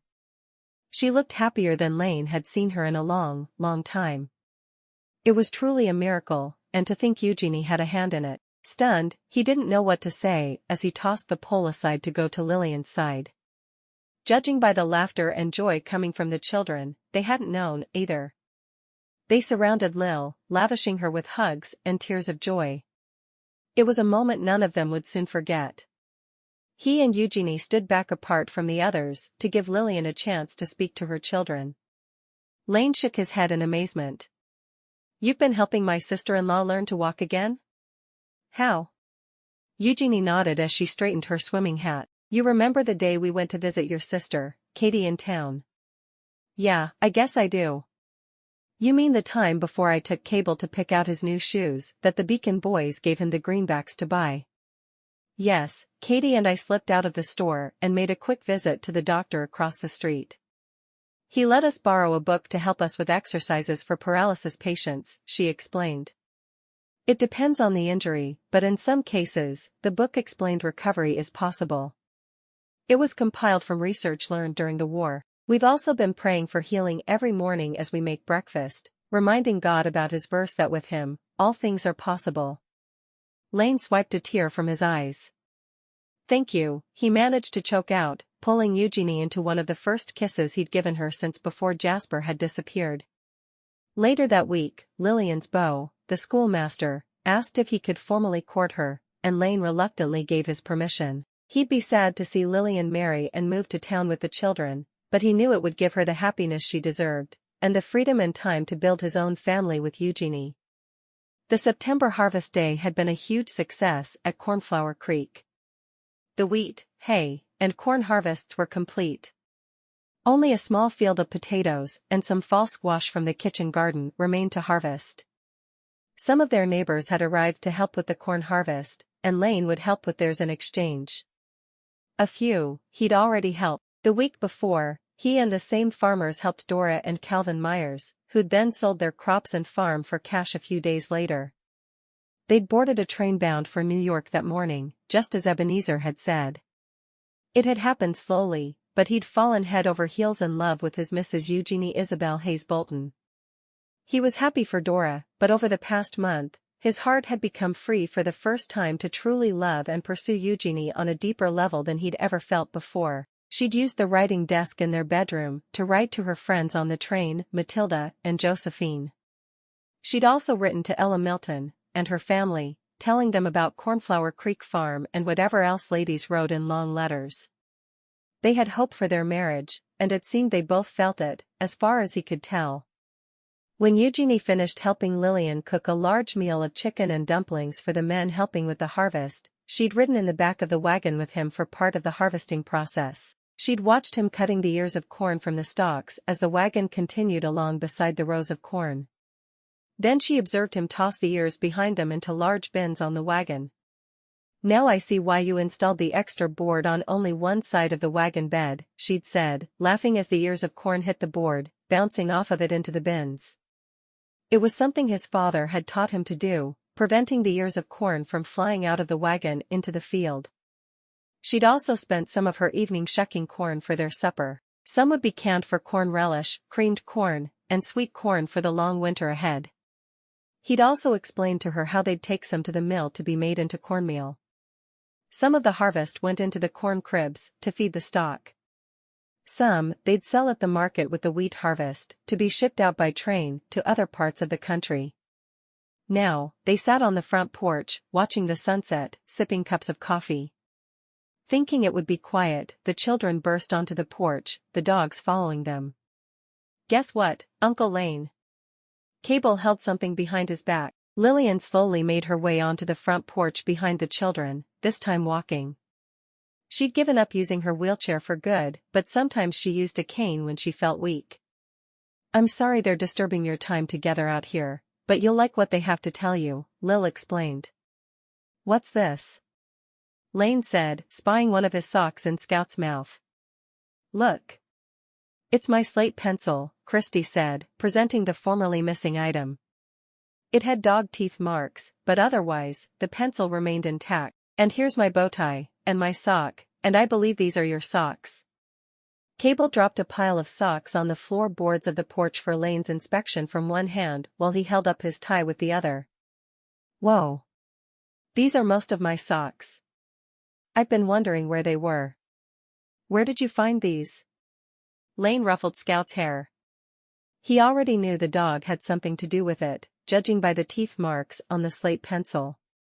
And my ball of yarn has been returned, and we returned your shoe to your bedroom, Eugenie, Lil said with a good-natured glare at the dog. Scout was hiding everything under Cable's bed. I guess we should sweep under there more often, Christy explained, a grin on her face. Cable is the one who found everything when he was looking for a new book to read this evening after our checkers game. It sure is nice to have this mystery resolved, but do you keep many books underneath your bed? Eugenie asked, causing them to chuckle as they waited for his answer. Well, maybe a few. Cable shrugged and then tried to change the subject to deflect attention as he put his bow tie on. We're pretty sure Scoundrel was his accomplice. I'm thinking about becoming a detective when I grow up, Uncle Lane. He stood up taller, straightening his shoulders, proud to have found the missing items and have his bow tie again. I'm sure you could be anything you put your mind to, Cable. Good job for solving the mystery, young man, but you may want to think about keeping your books on your writing desk or nightstand. And now, if you don't mind, would you two mind taking these socks to my room after your bath and on your way to bed? Lane distributed half the pile to his niece, and the rest to his nephew. They leaned down to give their uncle a kiss goodnight on the cheek, and then surprised Eugenie with kisses for her, also. Yes, off to your bath and then bed, now. Lillian pointed toward the kitchen, holding the door open for the children and the dogs. They all filed inside, a few groans echoing outside as Lil winked at them. The screen door closed with its customary bang, a sound Lane liked hearing. He was amazed the children had any energy to read a book after how hard they'd worked on Harvest Day, and happy to have his socks returned. It was good the final mystery at Cornflower Creek had been solved, but more than anything, he wanted to play the 3 questions game alone with his bride. They had agreed to the rule of only playing it alone, and he very much wanted a measure of peace with his bride after a long harvest day and weeks of distraction looking for Jasper. My first question, Lane sighed when they were abandoned to the solace of the sun about to set in the horizon, reluctant to admit how jealous Ebenezer had made him when he'd first met the fellow. The way he held up his index finger signifying the start of the game they used to play placed a wide grin on his wife's face. She scooted closer to him on the top of the porch steps, cozying up to him for the game, evidently pleased. Then he continued. I know this is going to sound kinda crazy, but do you think it possible Ebenezer was an angel from the Lord? Eugenie smiled sweetly up at him, her golden curls drying naturally in the evening breeze as the warm sunshine danced in her hair after her bath. They'd taken their baths before dinner. They would sleep like logs that night, relishing every aching muscle, because of the bountiful harvest. It was a good kind of ache, the kind farmers were happy to endure on Harvest Day. She nodded in reply. I do, but I didn't want to be first to say it.